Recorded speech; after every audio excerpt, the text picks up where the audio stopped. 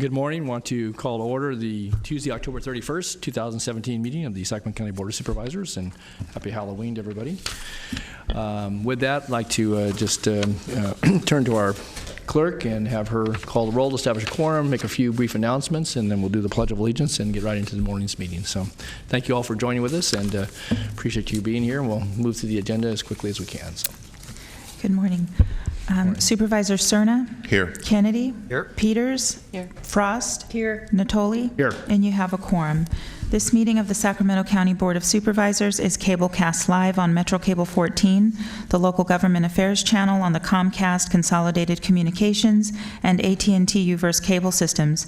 The meeting is closed caption and is webcast at www.sacmetrocable.tv. Today's meeting will be repeated Friday, November 3rd at 6 p.m. on Channel 14. A DVD copy is available for checkout from any local library branch. Members of the audience wishing to address the board may fill out a speaker slip and hand it to staff. When the chair calls your name, please come to the podium. Also, please silence your electronic devices. Okay, thank you, Flo. Mr. Penrose, will you lead us from the Pledge of Allegiance this morning, please? Thanks. I pledge allegiance to the flag of the United States of America and to the republic for which it stands, one nation, under God, indivisible, with liberty and justice for all. Thank you, Mike. Okay, I know we had some correspondence at our desk this morning, and maybe we have some continuances and some items to come off of consent, I believe. But so let's go ahead and clerk, give us the items we need to pull or continue, and then we'll go to my colleagues here. Okay, for your matters, items 1 through 29, which are your consent items, we also have an addendum, which is just for closed session for anticipated litigation. For item 16, we are being asked to hold that until 2:30 and to call that with item 36. That's the countywide design guidelines amendment. Okay. And that is the only note that I have for you regarding your consents. All right, we have some folks here that are signed up on item 19, and we have some correspondence that was at our desk this morning. So we're going to take item 19 off of the consent calendar, and we'll hear from folks in a moment. So with that, let me turn to my colleague and see if there are any other items we want to pull off consent. Supervisor Frost, any items? Ms. Peters? Yeah, I'd like to have the record note that I'm recusing on items 3, 15, and 24 as they relate to a potential conflict of interest. Okay, so noted, 3, 15, and 24. Okay, Mr. Kennedy? Mr. Stern. Thank you, Mr. Chair. I was going to request that we pull item 19 for separate consideration. So it sounds like we have people here that wish to address the board on it anyways. But I have an outstanding question that staff failed to provide a response to by the commencement of the hearing today. So I have some questions. Okay. All right. So we are going to hold item 19. You have some questions, and we'll get to those in just a moment. I did want to ask on items 22 and 23, if you could just call those real quickly. Okay. Item 22, approve retroactive agreement for processing of single-stream recyclable material with California Waste Recovery Systems. And then 23 is approve the retroactive agreement for the single-stream recyclable material with USA Waste of California.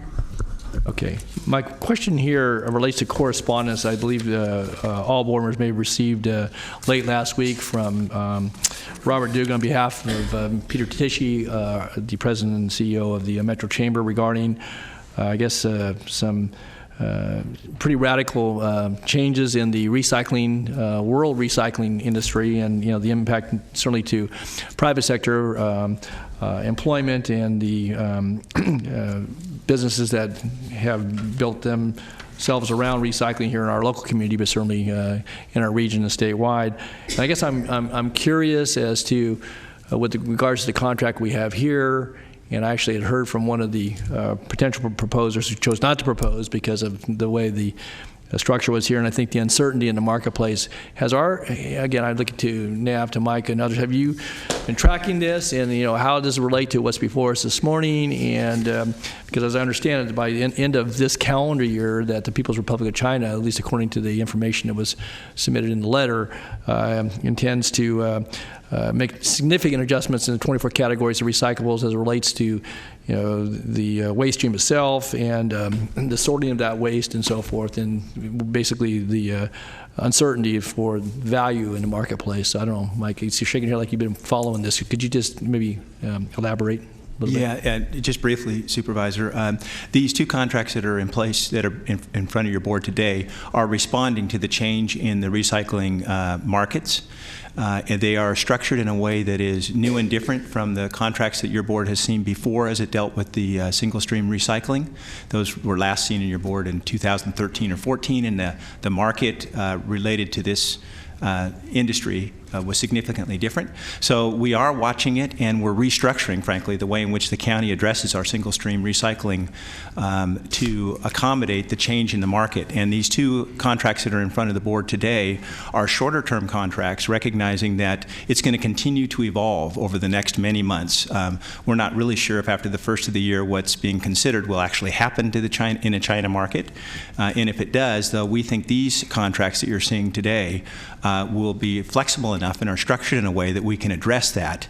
Fundamentally, what's happening for the county is that it's becoming a cost to the county to deal with our single stream, as opposed to either break even or a marginal revenue opportunity. And that's because of the change in the overall market. But we continue to look at ways to address that are most beneficial to the Sacramento County, the ratepayers, and to meet this single stream recycling process. So hopefully that gets to your point. And I think that in light of what the concern in the letter, which was a little more broad, it obviously relates to businesses, to employment, to other enterprises in the community beyond what our own contracts are. And so I guess I would maybe ask that you, Mike, and I see Doug Sloan's here, and maybe Nav even meet with chamber representatives to see what else from a business standpoint, because a number of these businesses are located in corridors that are certainly in the unincorporated area, but within the framework of this county, and provide significant job and economic contributions for the handling, processing, and collection of those materials.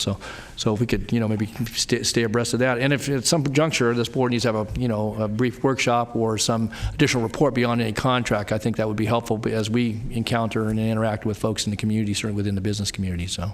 Okay, good. All right, I have two supervisors, Supervisor Cerna and Supervisor Peters. Great, thank you, Mr. Chair.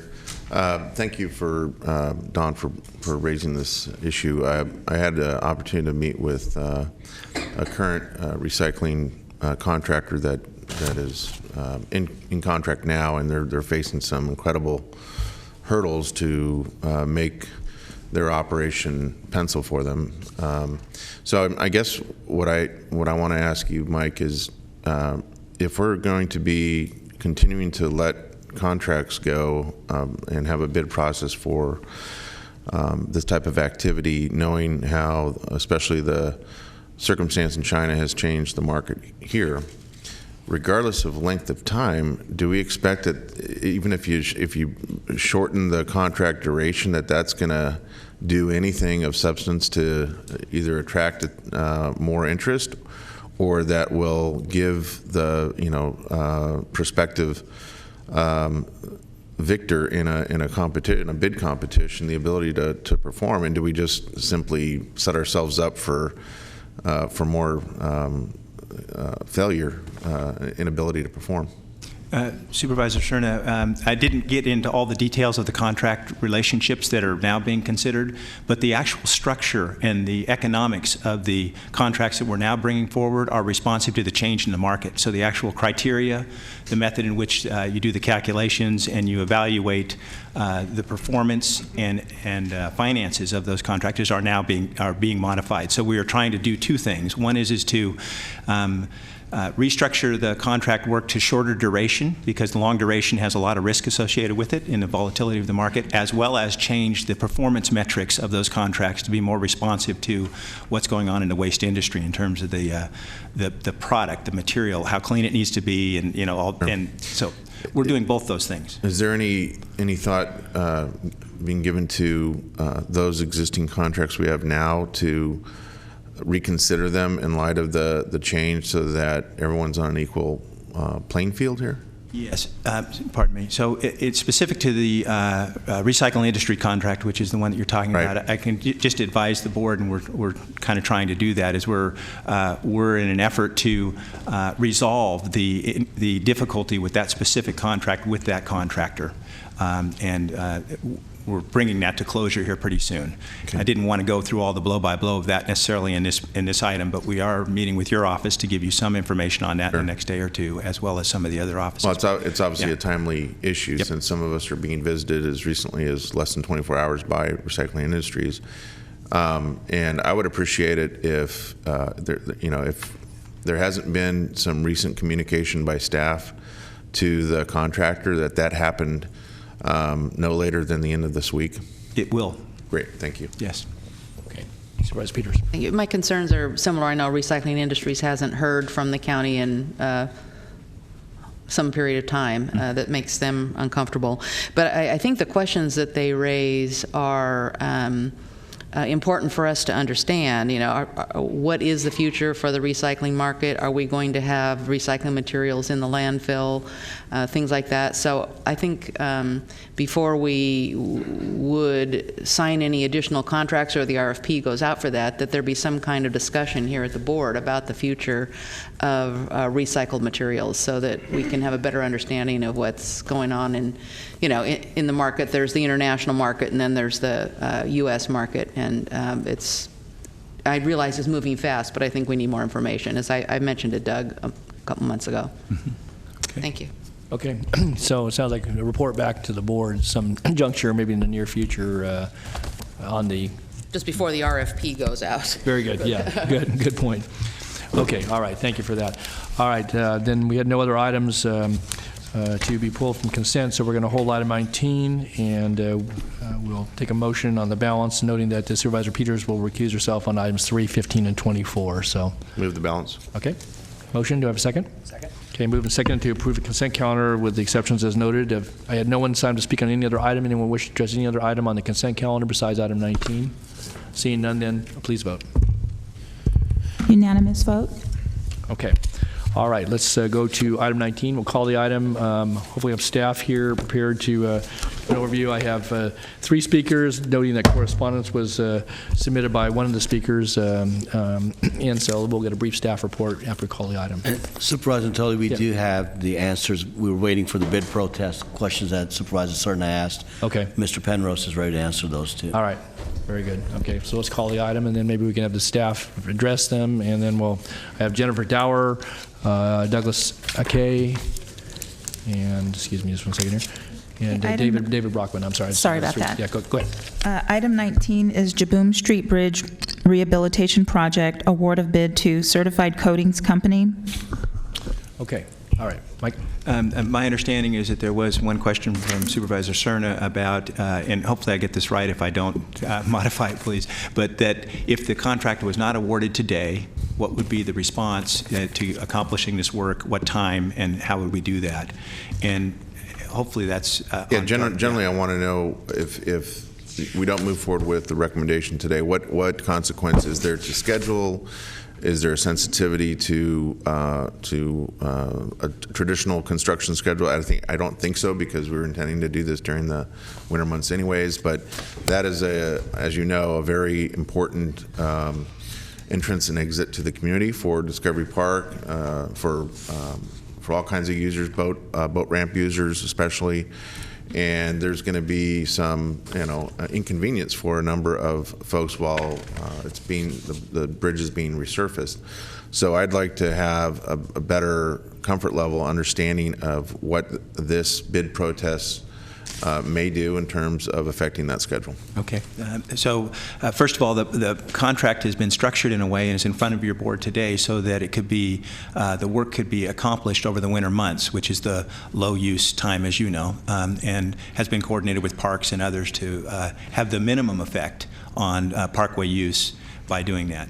If the contract was not awarded today, we would not look to rebid the work and try and accomplish that work in this same season. We won't have enough time to do that. So what it essentially would do is move the contract out 1 year, because we would again come back to the winter months as the application for it. The only related consequence that I'm aware of that could happen if we don't accomplish the work this year is that the bridge is waitlisted right now, posted for weight limits. requirements. And next summer, it's our understanding that Safeco plans to do some work on the north side of the Garden Highway. And so it could affect heavier equipment for one more year. We haven't, as of today's hearing, gone through, well, what might be the workarounds to allow access for that. I don't necessarily believe that's a showstopper, but that is the only consequence that we could identify in any significant way. Revenue, the funding, it's federally funded significantly, should not be at issue. So it would essentially postpone it 1 year.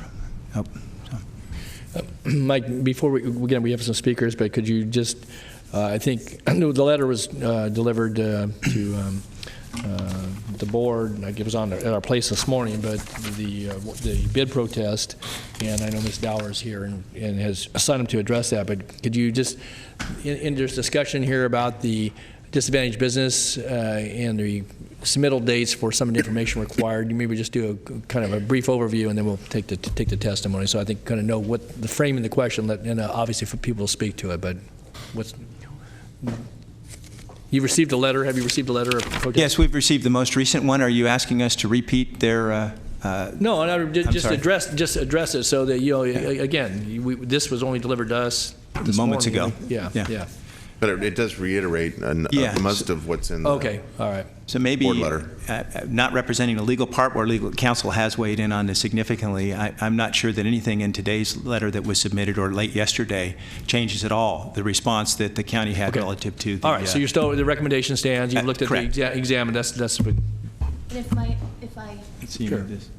may interject, Supervisor Natoli, Katrina Nelson with County Counsel's Office. The main point raised in the letter that was presented to you this morning was that there was a figure that Certified Coatings Company, the low bidder, had as they asserted that 49% of the work was made available to the DBEs, and their good faith effort submittals actually included a chart that broke out the specific items of work and the price of that work and that percentage of the total contract, which, totaled to 48.97%, which staff evaluated and reviewed and confirmed as accurate. And so that was included in staff's evaluation of the good faith effort submittals that we also submitted to Caltrans for certification prior to us receiving Certified Coatings Company's response to the bid protest. Okay, thanks. All right. Sorry, could you introduce yourself? Are you with Transportation or are you with County Council? I'm sorry. Yes, I'm Katrina Nelson, Deputy County Counsel. I'm just sitting here because I was sitting. I apologize, Supervisor Peters. You got her seated between two engineers, the attorney. So anyway, Katrina, good morning. Thanks. Good question. So, yes, yeah. Thank you. Yeah. So fundamentally, does County Counsel's office disagree with the bid protester and the representatives that what the winning bidder submitted amounts to just a 1% DBE? So the low bidder versus their client versus the protesters, I think 17% that they claim. So, or 18%. Sorry. I believe the low bidder had, I think, 2.1% DBE. They did not meet the 17% DBE goal, and so when that happens, we look at whether or not they had adequate good faith efforts to achieve DBE certification, and we look at various factors, including, how they advertised the work, whether or not they did sufficient outreach, follow-up, and all that. And looking at all those factors, staff concluded that they did adequate good faith efforts, and they had the documentation to support that. And all bidders are well educated on that fact that there are some mitigating circumstances when it comes to bids that are submitted that fall below the 17% threshold. Yes, there's federal guidance as to what you consider when you don't meet the DBE goal, and instead look at how you evaluate the adequate good faith effort submittal of each bidder. Okay, great, thank you. Okay.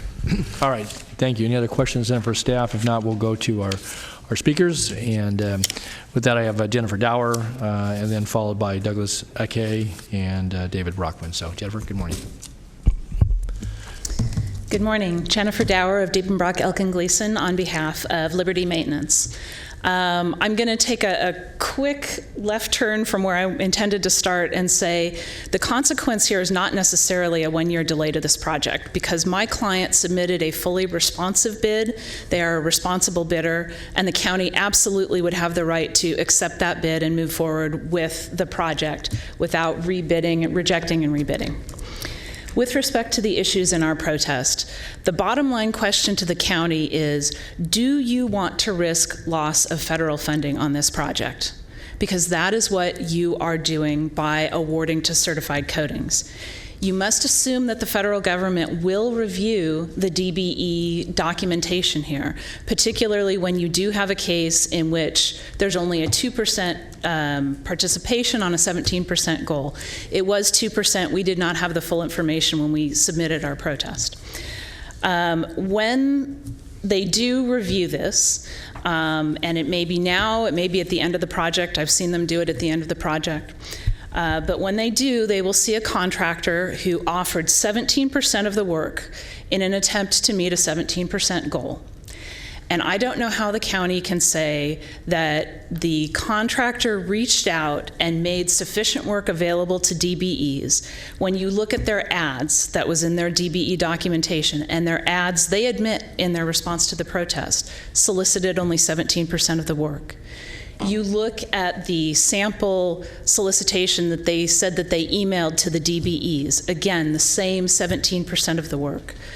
I have not seen any document in the DBE documentation, which was provided to us the day that our protest was due. I have not seen anything in there that indicates that more than 17% of the work was provided.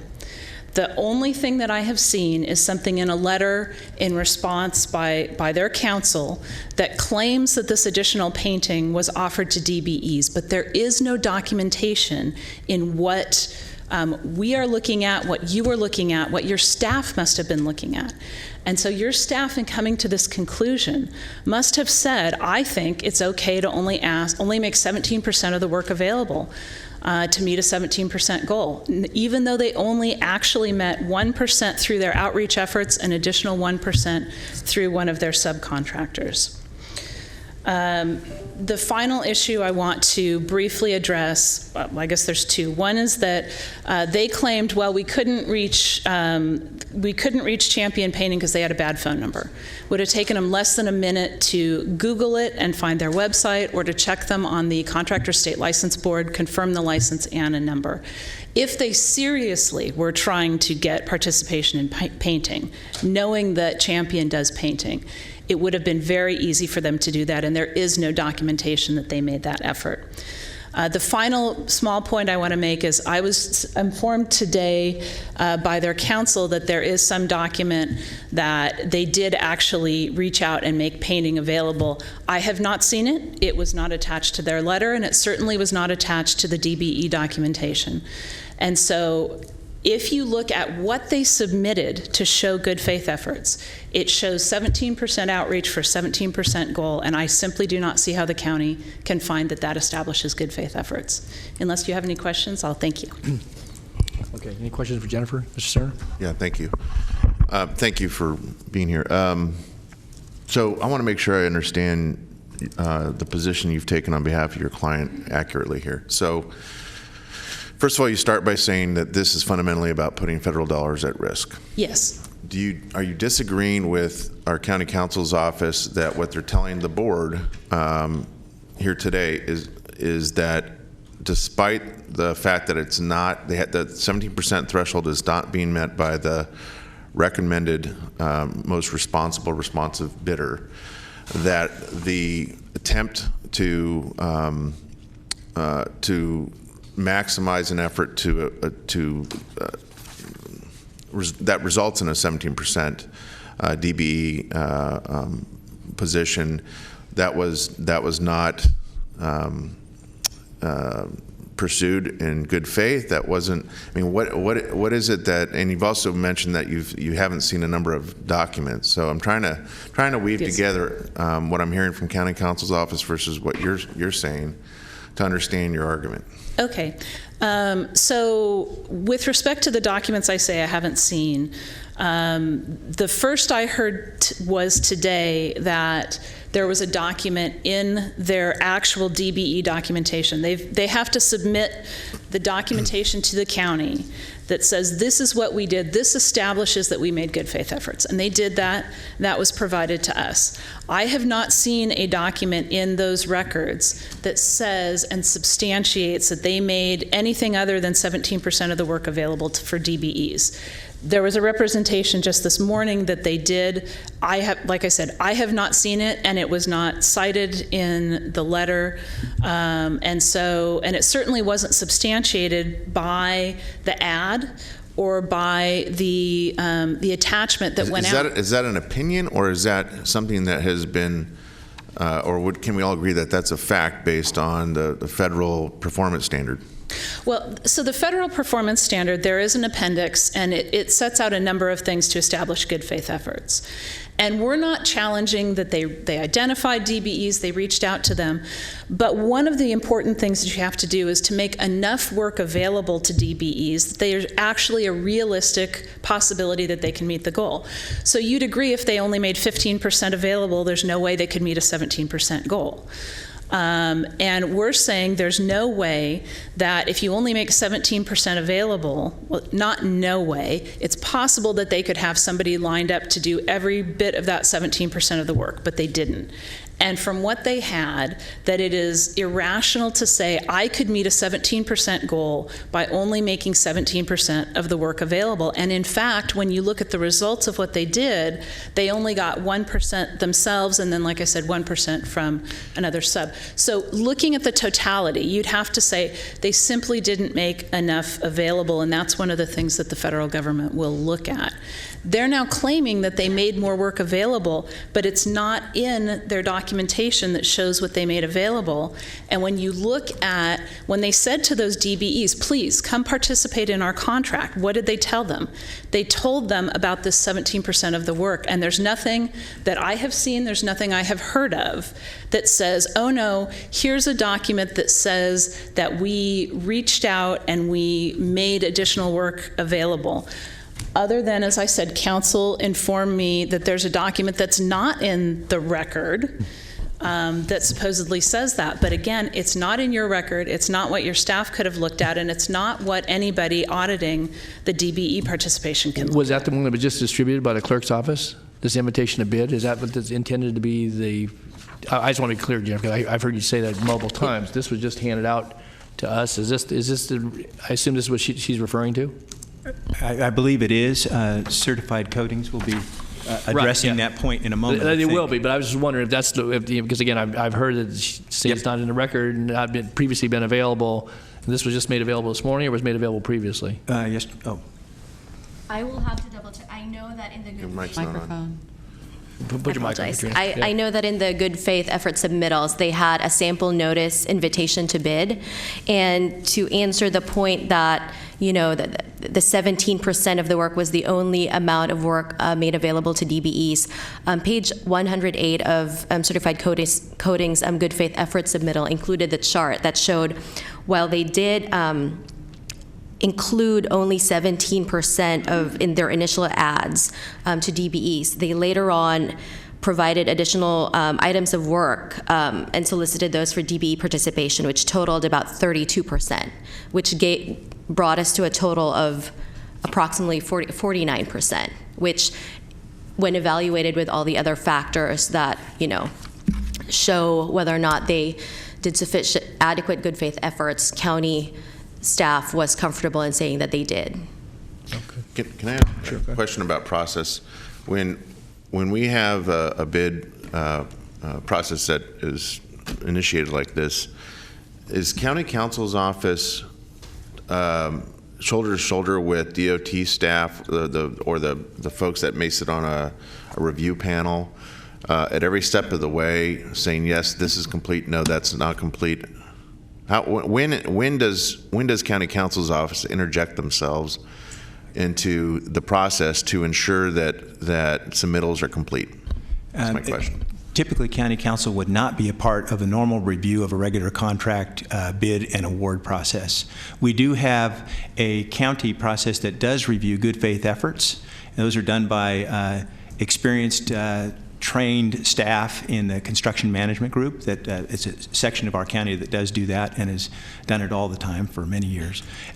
County council is typically brought in a case like this where we would have a protest that's formal that we then have to have an evaluation of the documents, the records, and a response. So I think that's kind of how this folded in. Is there any precedent? Is this the grounds for a bid protest that has surfaced in the past? Yes, it has. If you get into cases where you have an established percentage that you don't get to, and there's a good faith effort analysis made of it, it does provide the opportunity for people to challenge the adequacy of that, which is, I think, the fundamental thing that's happening here, including the review that happens by Caltrans later, which is the federal review that she's talking about. But there are guidelines to a good faith effort, right? And so we take all those things into consideration to make a determination. And there's sometimes when we have said, no county council involved, that was not a good faith effort.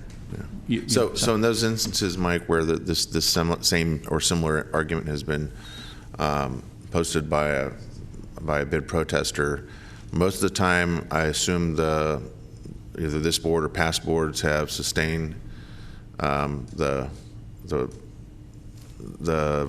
winning bid. I mean, they've judged that it is complete, and we move forward with the recommended most responsive bidder that staff has put in front of us. Yeah, I think that's probably true, and I'll say it in this context, that oftentimes a protest will be submitted, a response to the protest will be crafted, and that, in fact, will end the discussion. So it's not as common to have the item brought in front of the board as it is today, where we're actually debating the various details of it.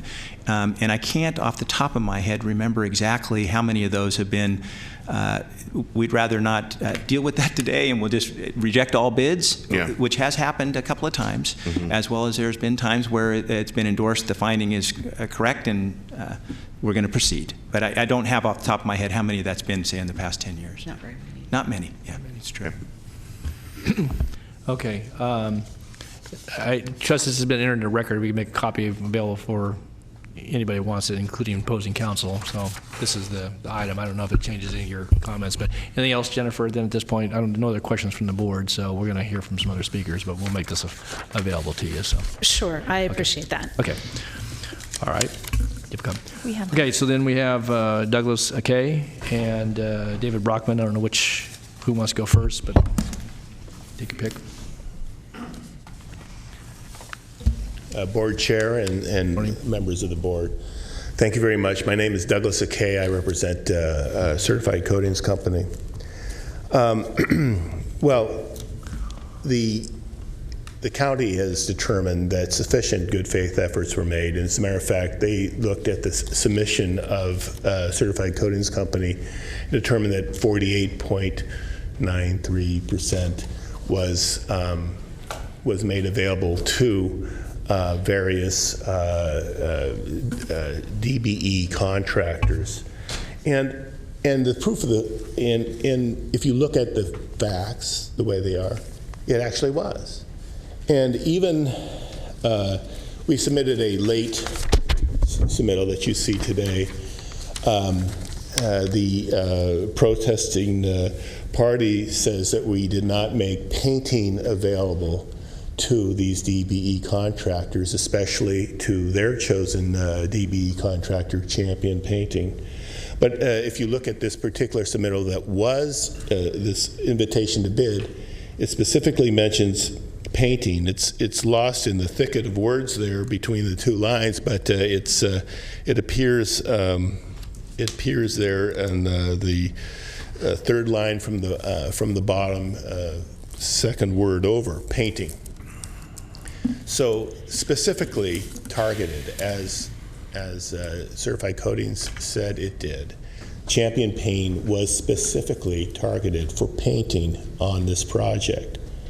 And if you look at the protest letter from the protester, Exhibit F, Champion Painting responds, and Champion Painting says, well, we received the RFP from Certified Coatings, but we didn't get a follow-up phone call. Well, that begs the question, doesn't it?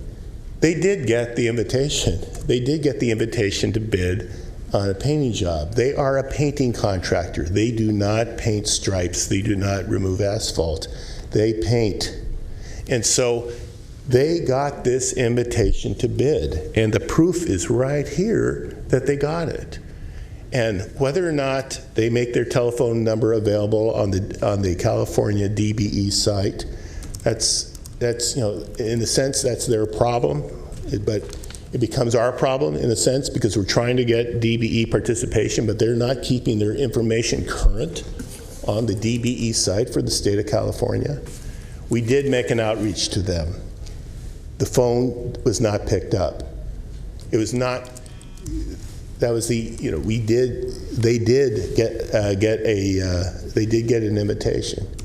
So let's not get lost in the facts, so to speak. But what the argument is from the protesters, we did not do these things, but the facts tell us otherwise. And the fact is that we did actively seek participation from the DBEs, and we did not get a bid from Champion Painting. And we did get bids from other DBEs, and we used their bids in constructing the bid. And we made sufficient outreach efforts, extraordinary outreach efforts, trying to get more percentage for this particular project. But we came short, yet we show in our documentation that we did make those efforts, and they were in good faith. And what more can we do? Champion got our invitation. They declined to even contact us. So that is the problem here. And so nevertheless, as council has shown, and as as county council has shown, and as county has shown, is that they reviewed the submission of the good faith effort documentation from Certified Coatings, and they found it adequate. And since it is adequate, the contract should be awarded to the lowest responsible bidder, Certified Coatings. Thank you. Okay, thank you, Mr. Kay. Any questions, council, for Certified? All right, seeing none, thank you. Stand by if there are any questions as we go forward here. So, okay, I have Mr. Brockman, David Brockman. I don't have anybody else signed up to speak on this, so if there's anybody else who wishes to address the board on this, please get a speaker request for him. Good morning. Hey, good morning. David Brockman. I'm president of Certified Coatings. I think Doug said anything that I needed to say, but I just wanted to make myself available in case you did have any questions of me. Okay. All right. Any questions of Mr. Brockman? David, I just guess would ask you real quickly. So to the point, it was both in the letter and response, and your council covered it. What is, again, procedurally, when you do the outreach, you have a lot of folks email. If you don't have a correct phone number, generally you just figure they change their phone number and it's up to them since they acknowledge receipt, or is there any follow-up beyond that? And again, I don't know how many bids you may do in the course of a year. Obviously, you're dealing with different contractors on different jobs, but I'm just curious kind of what standard protocol is if you have a changed phone number as a follow-on, obviously, as you get closer to the bid date and so forth. Yeah, so we do a lot of bids, and it's quite a production.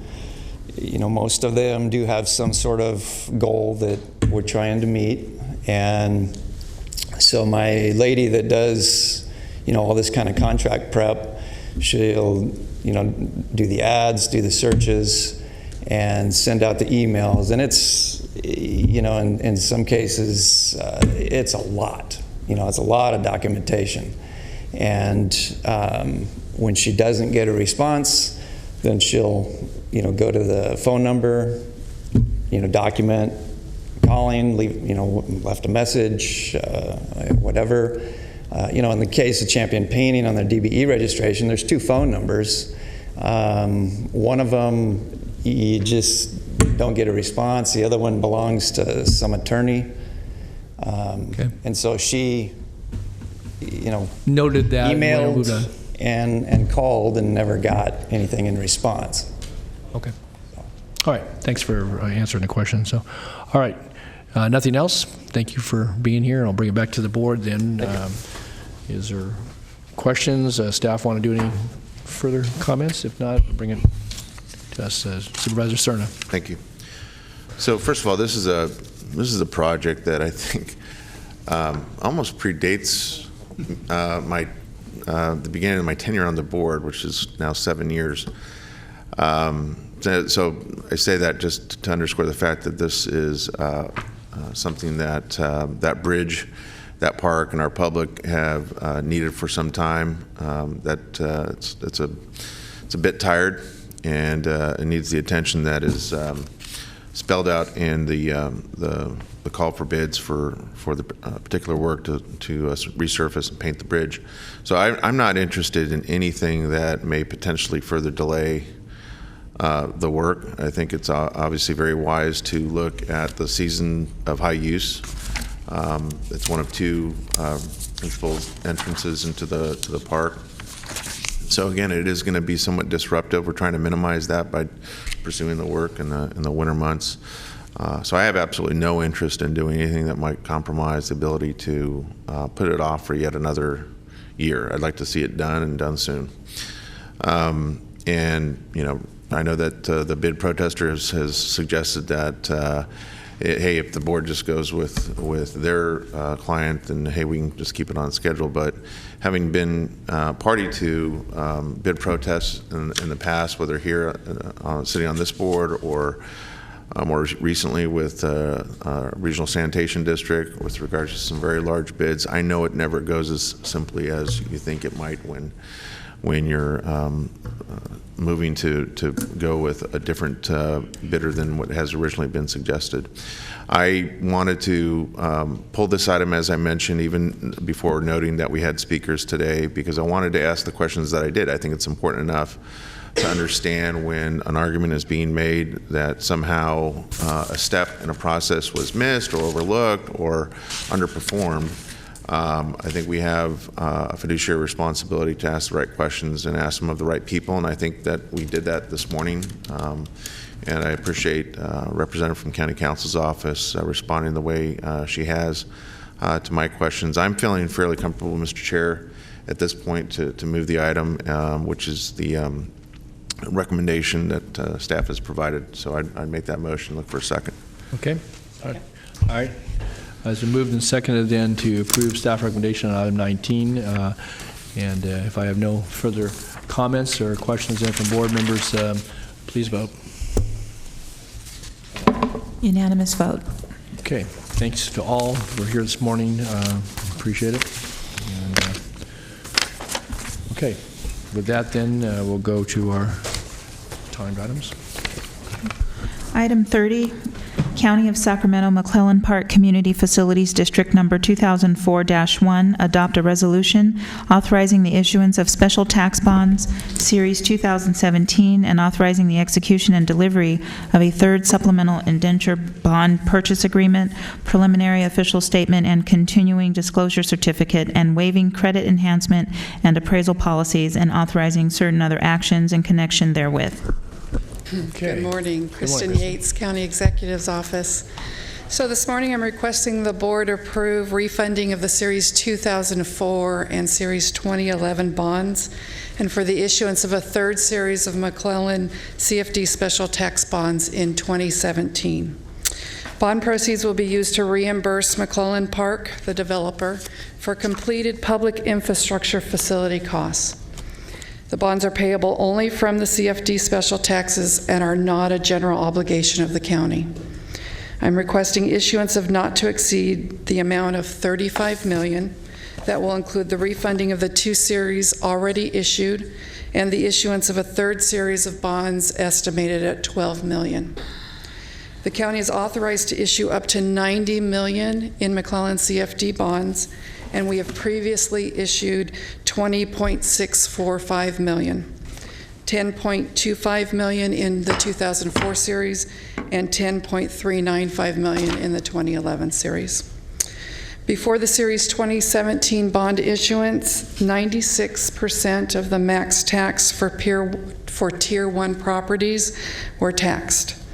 Following the issuance, the actual tax levy estimate, max tax levy estimate for fiscal year 18-19 is $3,295,290, of which we're estimating that the first tax levy will be $2,094,226.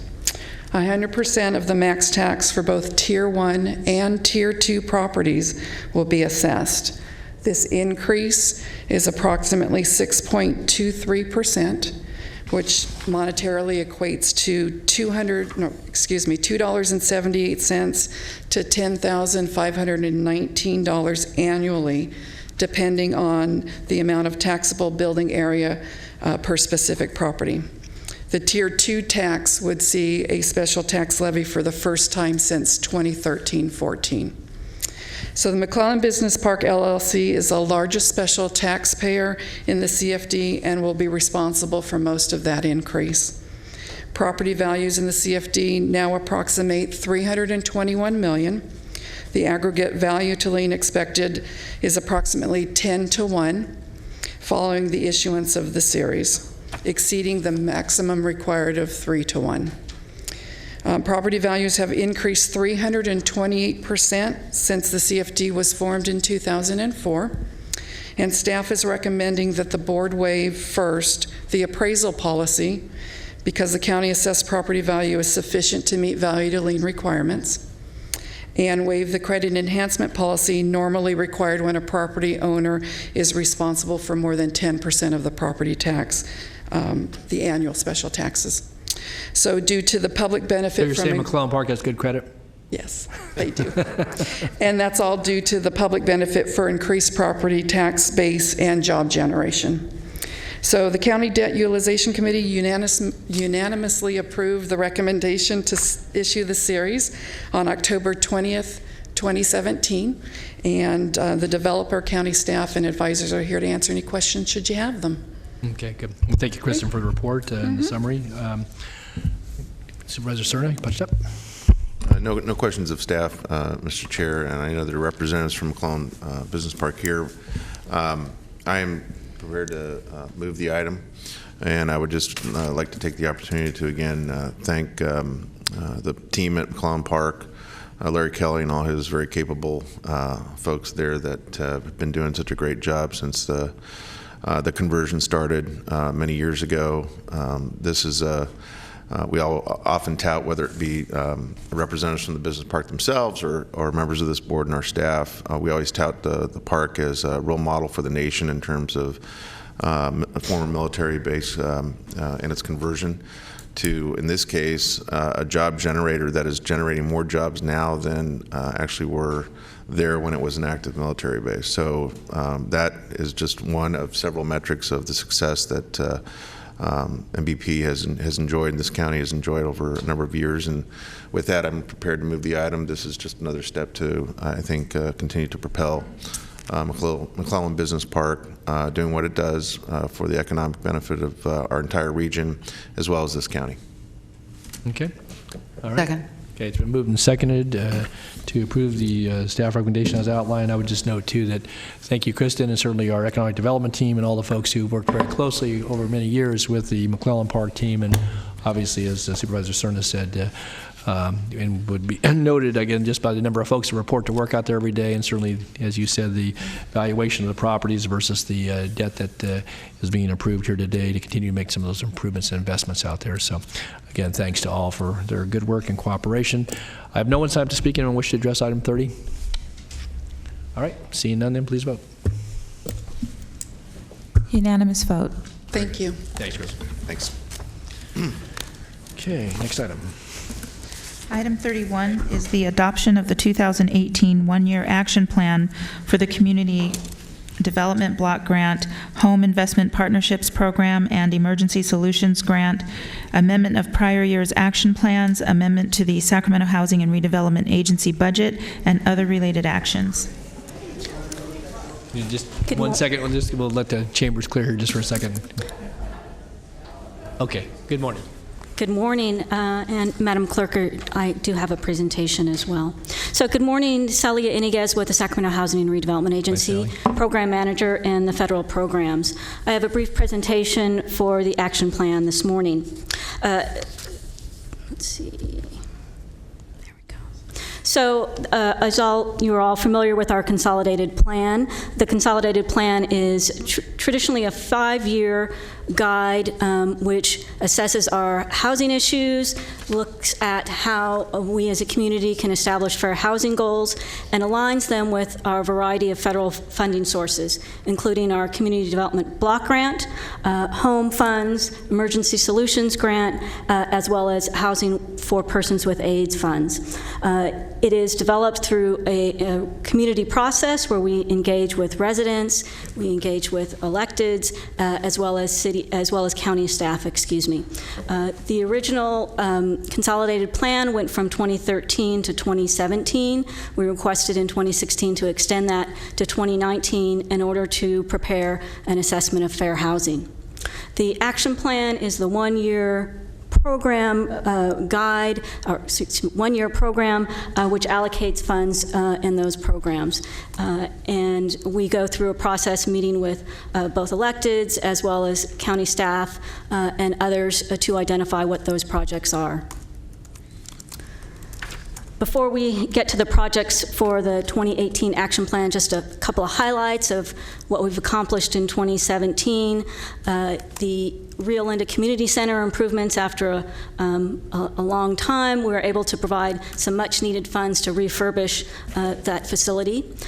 We were also on 44th able to provide improvements to make that pedestrian overcrossing much more pedestrian and bicycle friendly. And then down in the Delta, a much needed well replacement, which seems like, what does that do? Well, it provides clean water so that Gene Harvey Community Center will be more utilized, and we saw that at the grand opening. That was another long time project too. years as I understand. And it wasn't SHRA's fault, I can tell you that. It was just one of those, took years and years. I was lucky to be at the end, so it was Thank wonderful. You, Sally. Yeah. Not to say that we haven't spent CDBG and other council districts. We do, board districts. So these are just the highlights. So not only do we spend money on capital improvement projects, but also on public services and what we're calling here our funding for our safety net programs. So that's a variety of things, everything from Meals on Wheels, and what we're able to do is leverage the facility improvements, like at the Rio Linda Community Center with the community services. So the new kitchen is greatly utilized by the Meals on Wheels. So we really try to align both the capital improvements with our public service dollars. We also, of course, provide services for homeless families and assistance, emergency repair programs for small improvements for homeowners. We also provide funding for shelter beds, as well as the alcohol and treatment center. And then that program that we hasn't started, but we got grant funds for, which is very important, is the Bringing Families Home program. This provides funding for families that are in the County Protective Services system to prevent them from falling into homelessness. So this is a 2-year grant program that will help up to 60 families, and we're using our Emergency Solutions Grant to leverage that. Sally, hold just for a second. I have a question. Supervisor Peters, Supervisor Cerna. Do you want to? Oh, he was first, so. Okay. Me? Okay. If you can go back to the last slide, please. So the bullet point there noted as shelters, 29,200 bed nights. That's the first I've ever seen that figure, which is an impressive figure.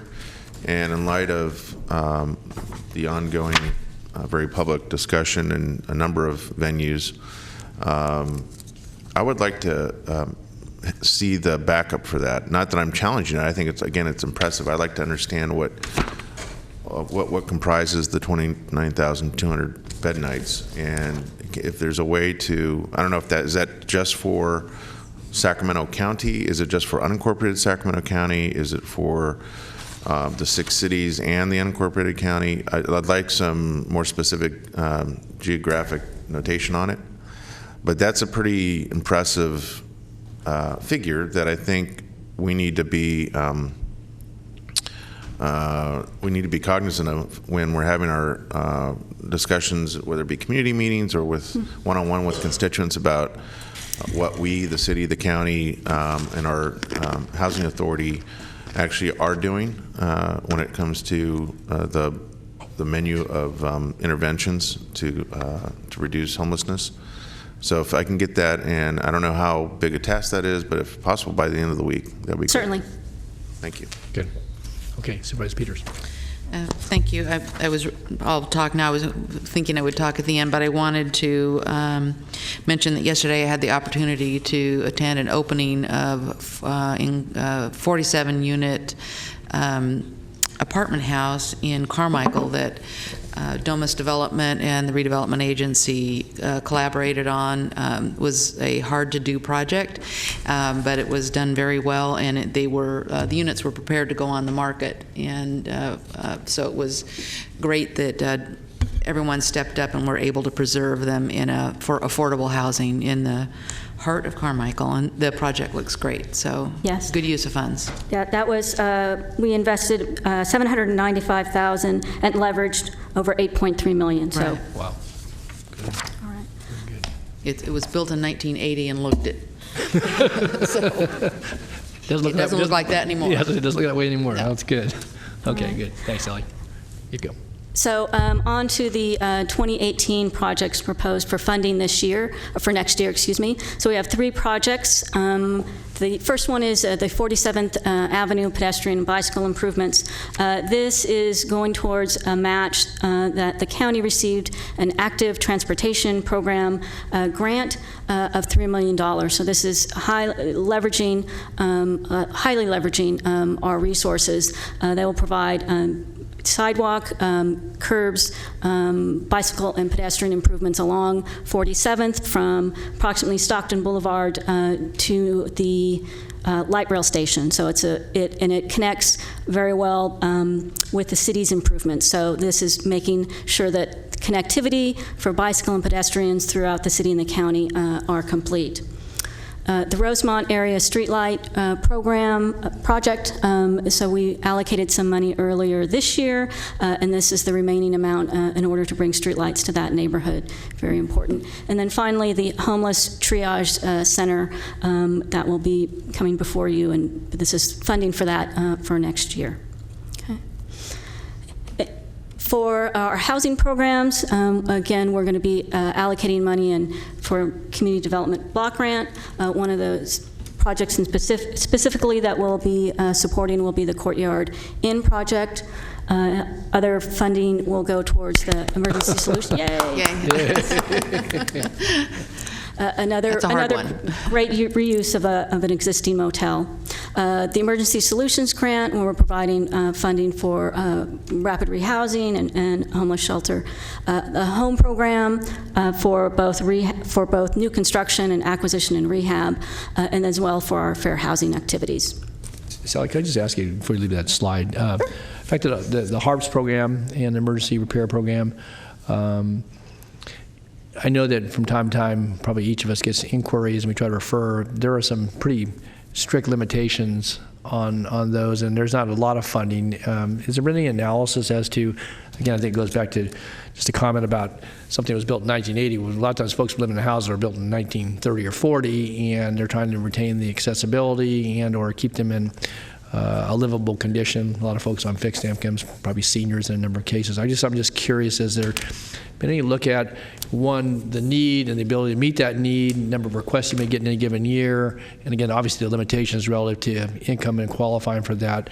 I think kind of to the point that was made earlier by Supervisor Cerna, just on the number of nights as it relates to shelter nights. This is another one where I think if we maybe, again, it's been in here for as long as I can remember, but I just think it's one of those where if it really is helping folks maintain a good, satisfactory, I guess, living environment in their home, either by virtue of accessibility, ramps and so forth, or maybe some bathroom repairs or kitchen repairs and so forth. Again, I think there's some limitations on the amount of money. It's like $3,500 or, hard to get somebody to give you an estimate for that amount anymore. But again, can we take a look at on what the capitation is for that, and whether or not, again, in light of all the other competing needs for a limited amount of money, whether or not that might be something that we would want to, put a little more focus on. I guess that's my question. So, but just so that that it's been raised to $5,000, and that is certainly something that we can look at. It is, we don't allocate, but it is much needed for those low-income, oftentimes seniors. So we can take a look at that. Okay, how much money is in that then? What's the annual budget on that? The annual. I see Mr. Ross coming up. Jeff, good morning. Morning, Supervisors. Jeffrey Ross, SHRA. So generally what we've seen on the county side is roughly around $300,000 worth of activity supporting the ADA improvements and the emergency repairs. So the ADA improvements are like grab bars and those types of ramps to help folks be able to maintain living in their unit or being able to get access to a unit. And then for the emergency repairs, we're unable, given the parameters of the program and the way it has to operate to meet all the other requirements, we're not able to replace entire systems, so we can't replace an entire roof or anything like that, but we're able to make sure that we do very sound patchwork, or we're able to go in and fix a water heater or something like that breaks. Generally speaking, we have a $5,000 limit on either of those two programs, but in particular cases, if a household needs both ADA improvements and emergency repairs, we are able to aggregate up to $10,000 on an individual basis. Do you expend all that money in a given year with a waiting list? And I guess that's kind of my question too, is that if you see this building waiting list and some of those things, I'm sure you prioritize can't wait, without, a water heater or a leaky roof, you just sustain more damage or makes it pretty unlivable. So I guess that's the kind of information, I guess, if we could kind of know more about that, again, recognizing that you're making choices about funding, but, assuming everybody were to, get the limit, maybe, you could do 60 homes or calls for service a year. Well, this is a pretty big county, and this is not just for the unincorporated area. It also includes the other incorporated cities besides the unincorporated area, and it includes Galt and Isleton as well. Folsom has their own handyman program, so they do a similar program just in the city of Folsom. How about Rancho Cordova and Citrus Heights? And then Rancho Cordova, Citrus Heights, because they receive their own CDBG entitlement, then they fund those programs themselves. Okay. Again, maybe some additional follow-on so we can know, kind of see what the need is, what your queue is there, and again, whether we do anything different or not, I don't know, but I think it's one of those where it's a great program, it works, and I assume you're well oversubscribed, but I don't know that for a fact, and I don't expect that information this morning, but it would be helpful to know. So, okay, good, thanks, Jeff. Supervisor Cerna? Yeah, thank you. So with regard to the Courtyard Inn, obviously you heard some rejoicing up here about that. It's not in the district I represent, it's in Supervisor Peters' district, but we all are very familiar with its long legacy of it being a problem property in a lot of different respects. Based on the briefing I had just last week, to hear about some interesting changes in terms of what the project is intended to, or who the project is intended to house, namely, I guess, formerly chronically homeless folks. Supervisor Kennedy and I have said many times from the dais and in our capacity as the half of the 2x2 with the city of Sacramento on the issue of homelessness, we do a lousy job, quite frankly, here at the county of telling our story about what we do as it relates to providing resources to address homelessness. So with deference in respect to District 3, this is something that I think we need not waste any time, whether it be Kim Nava with the Executive's Office, who is in charge of messaging generally for the county, or through SHRA itself. I think we need to carefully craft the message around what this means and how this adds capacity. It's an important moment. We hear plenty from other jurisdictions about about what they're attempting to do.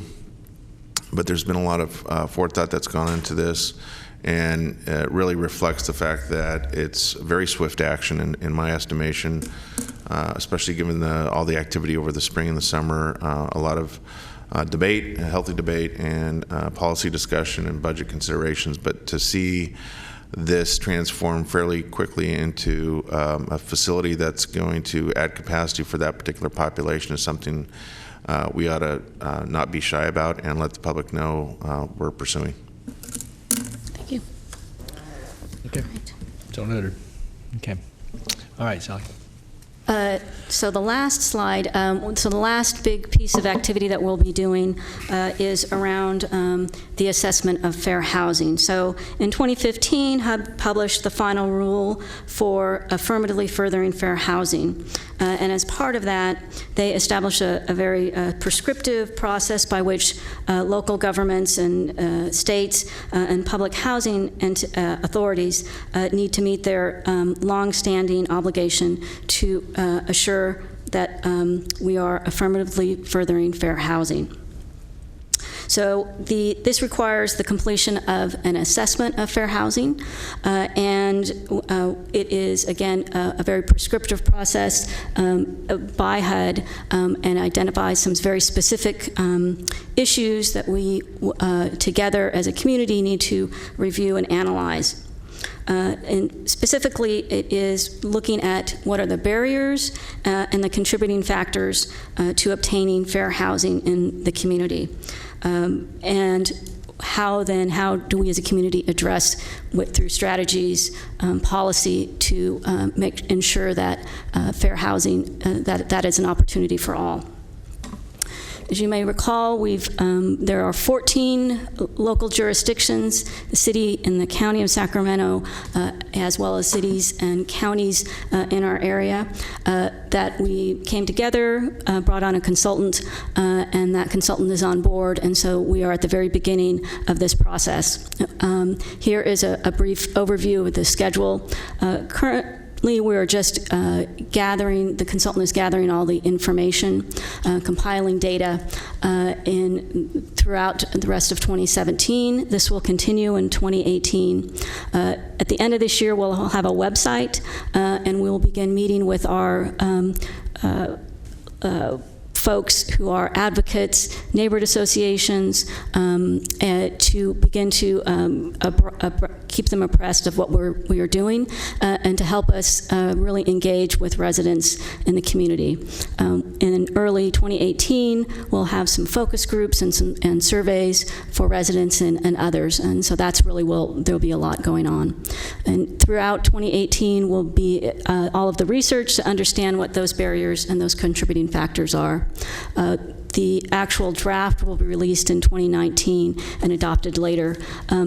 And early in 2019, we'll begin that process of developing the next consolidated plan. So it will serve as the information in which that will help us as a community, of course, the electeds, to identify what the new policies will be in our consolidated plan. So that concludes my presentation, and myself and others are here for any questions. I didn't see anybody else punched up here, but maybe I have some other questions. Sally, I wanted to ask you, it occurs to me, certainly as we've sat many hearings here, and certainly SHRA staff has been a tremendous partner in looking at how we address issues of homelessness and certainly housing for folks who may be on the certainly lower income part of the spectrum. I guess I'm curious, and it goes back to some of the commentary we received over the last year about, particularly when it comes to sheltering folks on a temporary basis with vouchers. And when we pay, again, I'm recalling the number of some $80 a night in the voucher, and some of the properties are ones that are very distressed properties. Again, not everybody's willing to offer that rate, but what we get for that rate in some cases, I think, is far below what any of us in this room would want to call accommodations, even for an evening. Might be better than sleeping out in the rain, but not much. And I guess my point being here is we're looking at housing. I'm wondering where, maybe in cooperation with SHRA and DHA, that we not just maybe look at securing some blocks of rooms for those temporary shelter voucher situations, but we actually hold folks to a better standard. That if you're going to take the government money and provide this housing in an emergency situation for folks, that you're going to provide certain accommodations, and that and I think basically drive to a little higher standard, so it's not just the bottom of the list. It takes the folks that are in greatest need, and we're spending good money, because when you think about that, $80 a night times 30, you do the math real quickly, and that's $2,400 a month, assuming that person was qualified to get that. But on those bed nights anyway, that's what we're paying. Significant income potentially to folks who have properties that are distressed. They may be just above the line as far as being habitable. But when we hear commentaries about bed bugs biting people in the face, and some pretty objectionable conditions, it says to me that, again, maybe what we can do beyond obviously acquiring properties and doing the renovations and the wholesale redo of a Courtyard Inn, which is much needed, and I support that project. But I look at some of the motels, at least in a few districts I represent, where conditions could be better. You still have people that may be struggling to keep it together, but it doesn't have to be a substandard conditions. And obviously we use code enforcement and building for some of those things, but I think there ought to be an incentive, and maybe some of what we bring to the table relative to renovations and or cleanliness and habitability, that we ought to maybe team up with DHA. Again, I don't know what we spend on the voucher program annually, but it seems to me that maybe taking those two as a combination, and not in addition to just securing rooms, that we secure a certain standard of quality that we want for folks that are in those situations, and that our money is not going to go to support somebody who's just going to take it and then continue to have conditions that are less than acceptable, at least in my view. So I don't know what that would take, and again, I'm not saying we have to initiate a program right away, but it just occurs to me that that's not a good use of government dollars. We're purchasing shelter at the DHA's end of it, and I guess maybe I could ask, does anybody know what we spend in vouchers a year? I don't have that number top of my head, but we I can don't see get it Paul to you. or anybody in the audience, but I got to imagine it's several $100,000. Yeah, Okay, but coupled with maybe something that SHRA could bring to the table, we could look at buying some improvements and actually securing rooms during certain parts of the year, maybe annual, throughout the course of the year. I'd like to see us strategize around that. It's not as expensive, obviously, acquiring a property and doing a full rehab, which would be multi-millions of dollars, but we actually secure agreements with folks that will improve the project. They may take the money. They get, obviously the benefit of the improved property, but we also then get the benefit of them, housing a certain segment of folks who are in the voucher. Then there's an income stream to go behind that.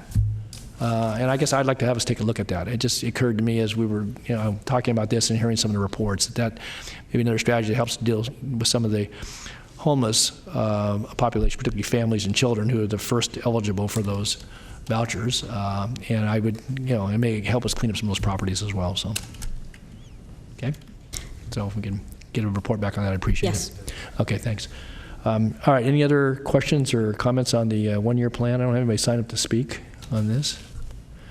Again, a lot of good work embodied in the report.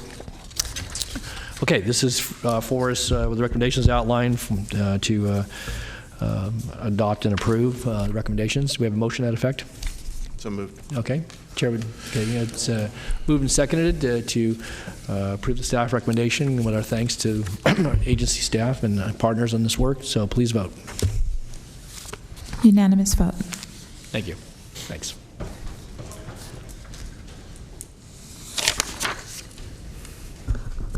All right. Next items. Okay, item 32 is the Antelope Crossing Project. Request for a conditional use permit, special development permit, and design review for a property located at the intersection of Roseville Road and Antelope Road in the Antelope community. The environmental document is a mitigated negative declaration. Okay, is the testimony required under oath? We do need to take an oath. Can we do that just before Leanne? So anybody want? We can do that now. I'm sorry? We can do that now. Okay. Yeah, anyone wish to think they may want to speak to this issue, we need to be sworn. So if you could please stand and be sworn by the clerk. If you wish to, please raise your right hand and the appropriate response is I do. Do you swear that the testimony you're about to give this board is the truth, so help you God? If you do not swear, do you so affirm? When you get to the podium, please state your name for the record and the statement, I have been sworn. Thank you. All right. Leanne, good morning. Good morning, members of the board. Leanne Moffett, your planning director, here with a PowerPoint presentation on a proposed ARCO AM/PM and Sonic drive-through in the Antelope Crossing project. The location is the north corner of Roseville Road and Antelope Road intersection in the Antelope community, and the site is zoned limited commercial. The request is a use permit to the board for a gas station, convenience store, including review of the canopy height for the gas station, a special development permit related to a carport and its setback from Roseville Road, and design review. Here is the site plan on your right. It does propose a 24-hour gasoline service station with 16 pumps under the canopy in the center of the site plan. The service station will include a convenience store, and there is a related PCN item immediately following this to serve alcohol at the convenience store. There is a Sonic restaurant proposed that would have a 24-hour drive-up and in-car dining in a carport located on Roseville Road. There would be limited hours of operation for the indoor dining that Sunday through Thursday would end at 11 p.m. and Fridays and Saturdays would end at midnight. There is a 24-hour car wash for a single car self-serve. We have included the locking doors condition on this, but I do want to point out that you still would be able to access the car wash. You'd have to have a code to open the locked door and go in and then have it unlocked. The applicant is also proposing to merge two parcels to allow for the site plan, and I already referenced the PCN.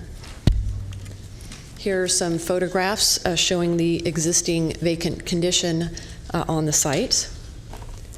And here is a rendering of the proposed facility with the gas station canopy in the foreground and the convenience store and the Sonic in the background there. The canopy height that they are requesting, the standard zoning code height is 18.5 feet, and they are requesting a little over 20 feet as part of this consideration. This is an additional elevation focused on the Sonic carport, so basically a feature of the Sonics. There would be 6 parking spaces with speakers where you can order your burger, and so that is a feature of their typical restaurants.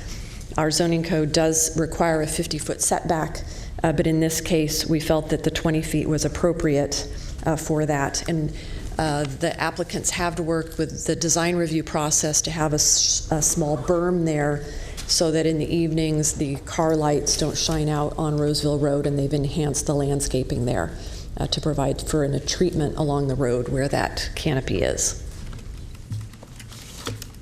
This is the landscape plan. It does provide for drought-tolerant landscaping, street trees. There is, on the north boundary, they are proposing to build a masonry wall with enhanced landscaping there, and I'm going to talk about that in a minute with regard to the potential for future cross-access on the left-hand side of the drawing there. I've already mentioned the berm along Roseville Road for the Sonic canopy area. Could you point out the car wash, which building it is? The print's too small for me to read. Sure, let's see if I can get the, here we go, get the pointer to work. Oh, that won't work on this screen. So do this? There isn't Okay. a way to point on the screen.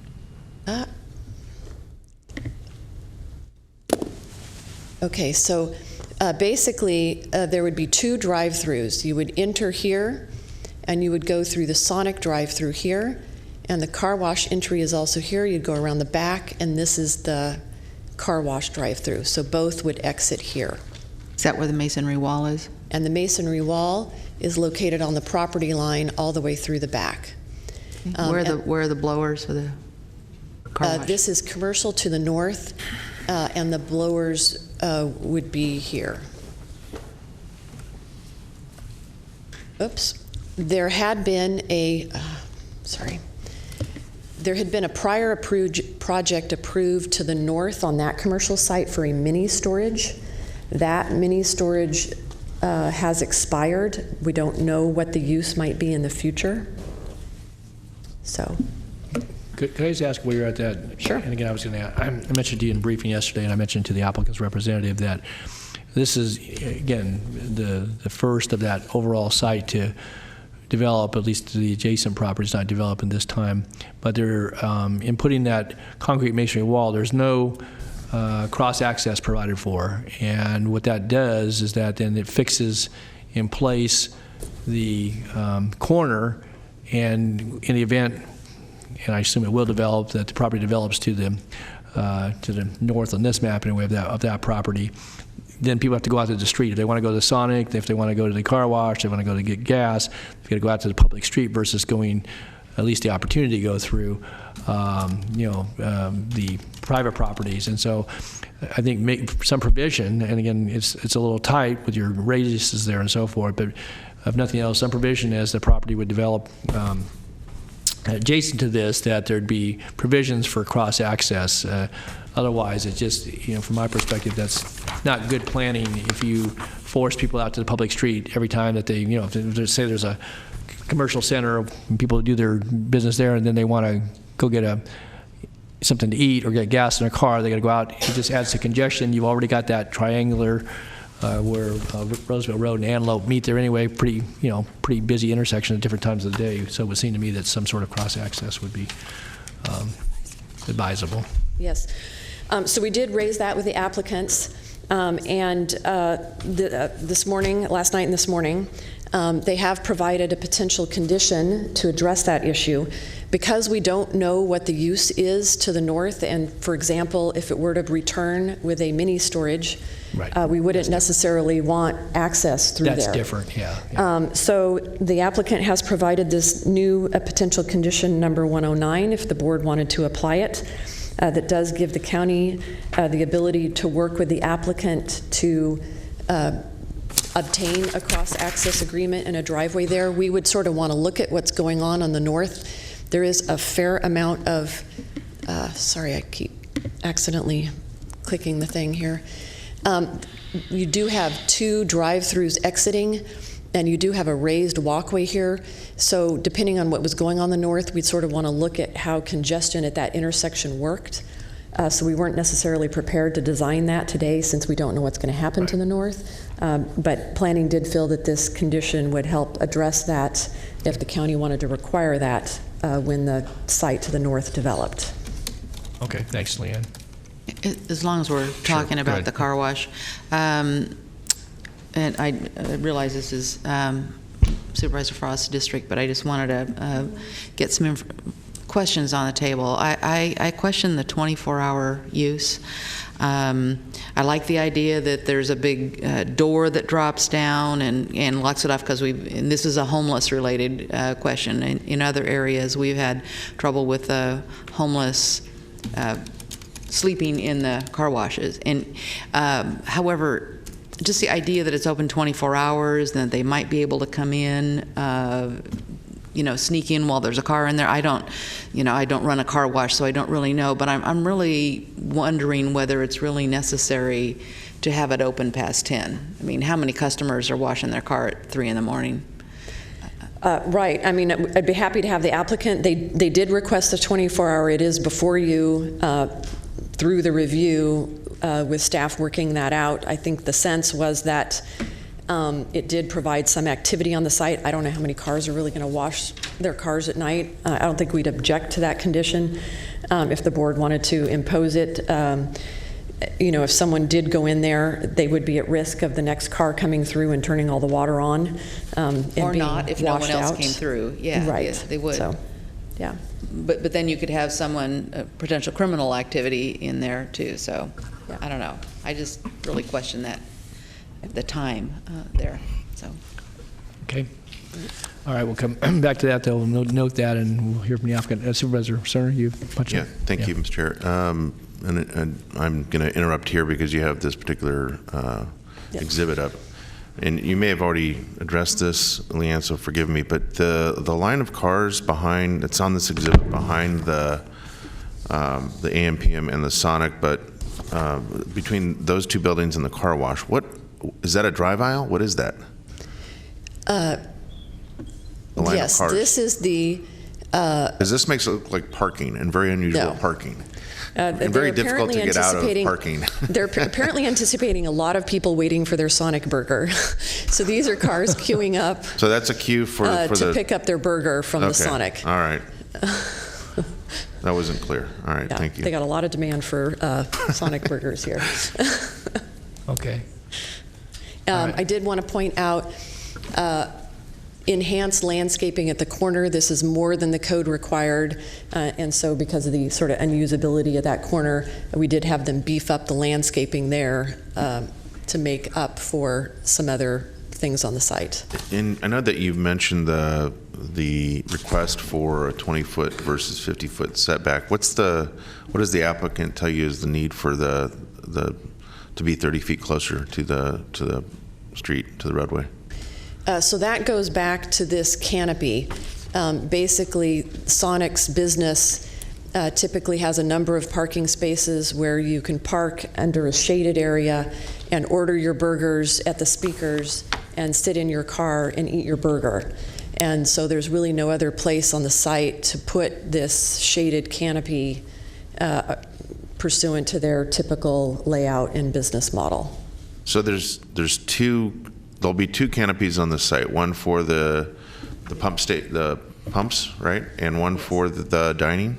Yes, so this is the service station canopy for the pumps. Okay. And then the Sonic canopy is difficult to see on this landscape plan, but it's over here. Okay, I was going to ask, because I couldn't see it, so I was wondering. It's hard to see on this.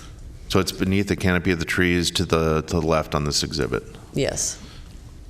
That's after 15 years, it'll be underneath the canopy of the trees. Yeah. All right. It's easier to, this is probably more. And are there illuminated elements of the canopy itself? There are some illuminated elements. I know that was a topic at the Design Review Advisory Committee. I know they worked over the elevations and the lighting. I would have to, if you have detailed questions, I'd have to refer to Cindy Scher, the project manager, to ask how that came out. Okay, so the movement, the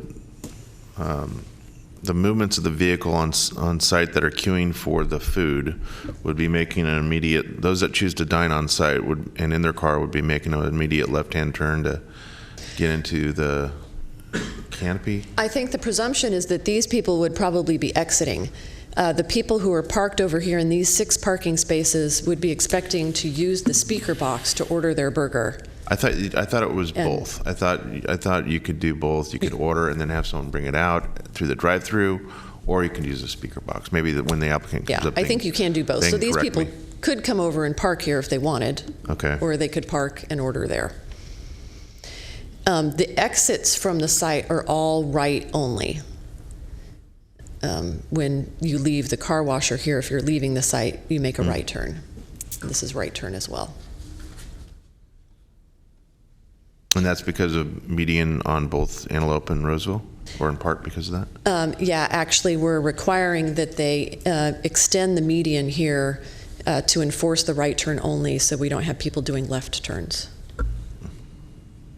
That's one of the DOT conditions. Okay. Supervisor Kennedy. So that's ingress egress up at the upper left-hand side, right? Yes, this is ingress egress. So potentially you could have somebody coming in and 2 people racing to try to get out from the car wash and the lineup for Sonic Burgers. I mean, it seems like a lot of activity right there for one. There is a lot of activity, and we actually did require a circulation plan from the applicant to show how that would work. And we have conditioned it to have a raised walkway here to highlight, if there's pedestrians also there, that they're up on a slightly articulated raised walkway. Yeah, you've added that. Now we have 3 cars and people. Yeah, it's okay. All right. It was evaluated and it was acknowledged to be a somewhat congested area. I mean, because we're not separating the people exiting the car wash. Is there a median point Yeah, there? we're not separating anything here. I mean, it's a free-for-all. They are not precluded from... Or demolition derby, whatever. They are not precluded from left turn lanes, from turning left here. That is true. Well, also, if you have somebody trying to go through the Sonic Burger line and then you have someone trying to exit the car wash out that exit, you have two people going into one lane when you potentially have somebody coming in at the same time, and you have pedestrians going over. All right, just so I'm clear. Yes, it was a focus of the review, and there was a circulation plan, and it was evaluated, so it's... The first ever traffic light on a Sonic. Yeah, right. Okay. These are the elevations as they have been modified through the design review process. Here are the elevations of the pump island canopy and the carport. So the key points are the project site is at the intersection of two arterials. Access, when you leave the site, you're allowed to do right-ins and right-outs only. Staff have looked at traffic impacts on Roseville Road and Antelope Road. There are new road improvements that are required, including additional road improvements along Roseville Road and Antelope Road, with the median being extended to enforce the right out. We have looked at noise as well and found no noise impacts from the speaker boxes and the car wash. There is no adjoining residential in this area. It is all entirely commercial and industrial and roads. They are moving forward with a parcel merger. We have the associated PCN. We have a mitigated negative declaration, and you're the hearing body. Here's the condition I think you asked about before. This is one that was modified the Planning Commission. All uses are approved as 24-hour use, with the exception of operational hours for the restaurant indoor use, as identified in condition number 81. So this does not preclude the car wash from being 24 hours, but we could modify that. And condition number 108 has to do with the automatic door system, particularly the subsections A and B, with how that will work during the late night hours. So I think that was a concern that's been expressed by the board. The Planning Commission did recommend approval on a 4-0 vote with one absence. The CPAC recommended approval back in August on a 5-0 vote, and the Design Review Advisory also recommended approval on with 2 votes, 1 absence. And that concludes the staff presentation. Okay, thanks, Leanne. Let me see if there's any other questions by board members. Supervisor Frost. What were the limitations on the indoor use with the restaurant? And were there... So basically, at Sunday through Thursday, they must close at 11, and on Fridays and Saturdays they can stay open till midnight on the indoor portion. On the car wash, I know in some areas they have those issues, but is that the case throughout the county? Can you give me some feedback relating to 24-hour car wash? And then if we were willing to just go ahead with the recommendation, is there any, if we begin to have problems at a later time, is there any recourse that we can take to say, we need to work together and fix this? Right. I'm not sure if I can stand here and give you very good data on open car wash problems at night. I don't have that data available to me. If we didn't condition the car wash either to close at night or to be closed in the future, our option would be to go back with business license conditions. Would be probably the most viable option if there were crime problems after the fact. We'd have to have demonstrated issues in order to approach it through the business licensing process. And the technology for where these doors open with the code, do they close immediately after the car wash? Can you describe how that works? I'd have to defer to the applicant on exactly how long as the car leaves before the door closes. And another question to ask would be, I'm sure the fire department requires if someone's trapped in there that there's an emergency pull, so if someone sneaks in as a car is leaving, and then they could open it after everyone's gone and invite their friends in. I mean, I just... Is that true? Maybe we can get some feedback from the applicant. I think the applicant would have to address that. Just something to think about.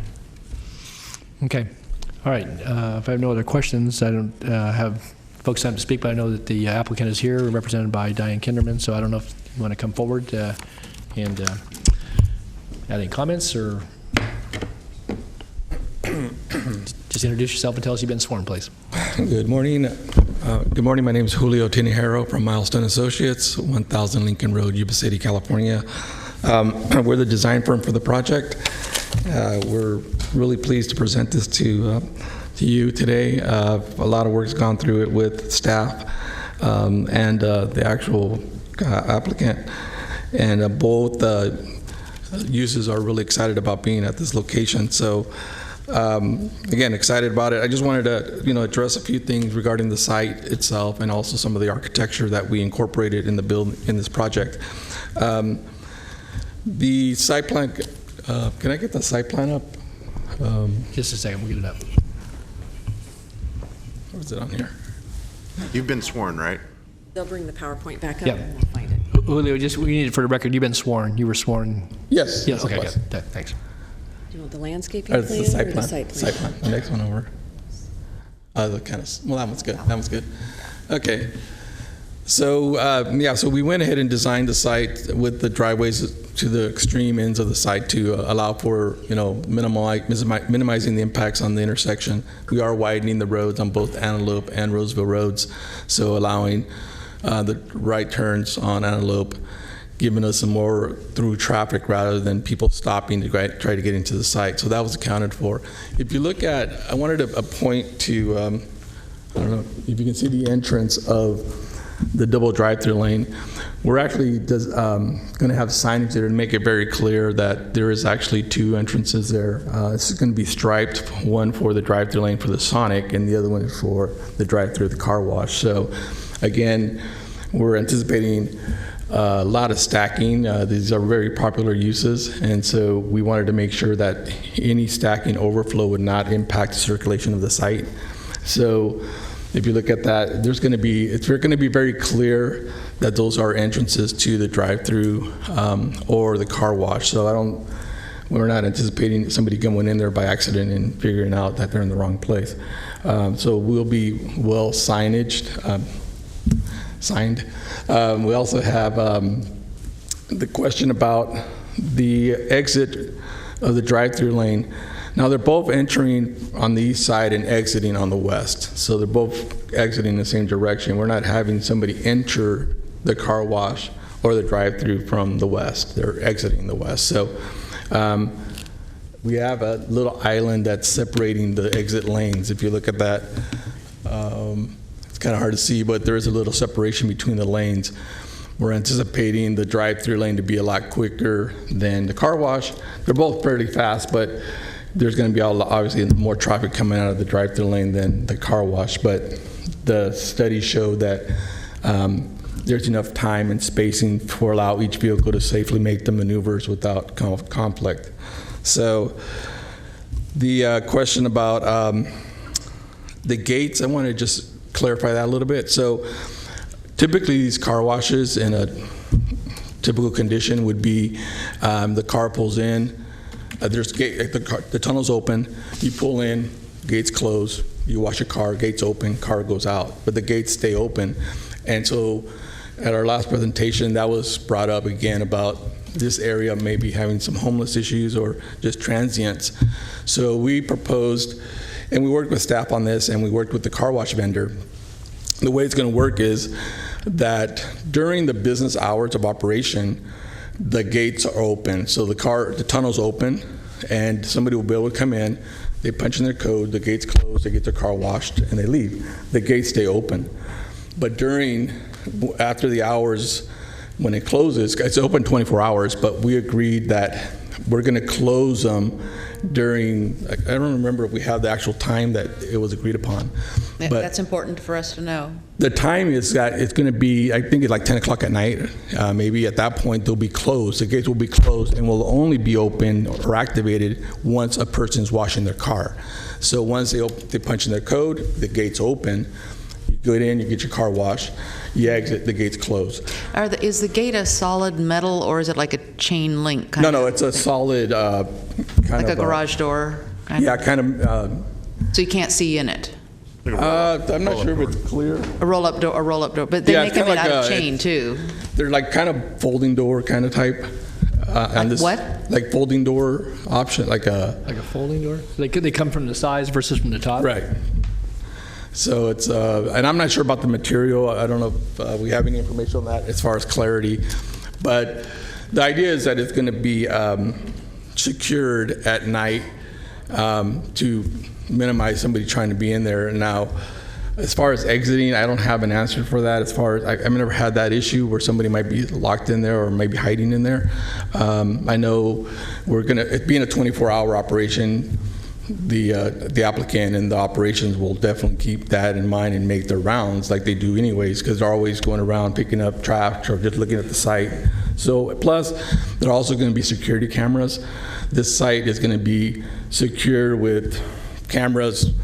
You know, any vehicle that comes on the site's going to have their license plate taken picture of, and so we're working with the sheriff on new technology to help, again, with the security of the site. So cameras are going to be there, so it's not like it's going to be obscure and we don't have access to that. The person running the store will have access to all the cameras and basically have full surveillance of the entire site, including the car wash.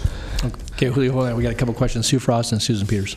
So the security cameras are pointing at the doors to the car wash, and they show up in the Yeah, there are going to be some inside, there'll be some outside. They're all designs for, because again, as you know, when you go to car washes, sometimes there's an issue where somebody says their mirror got busted or something.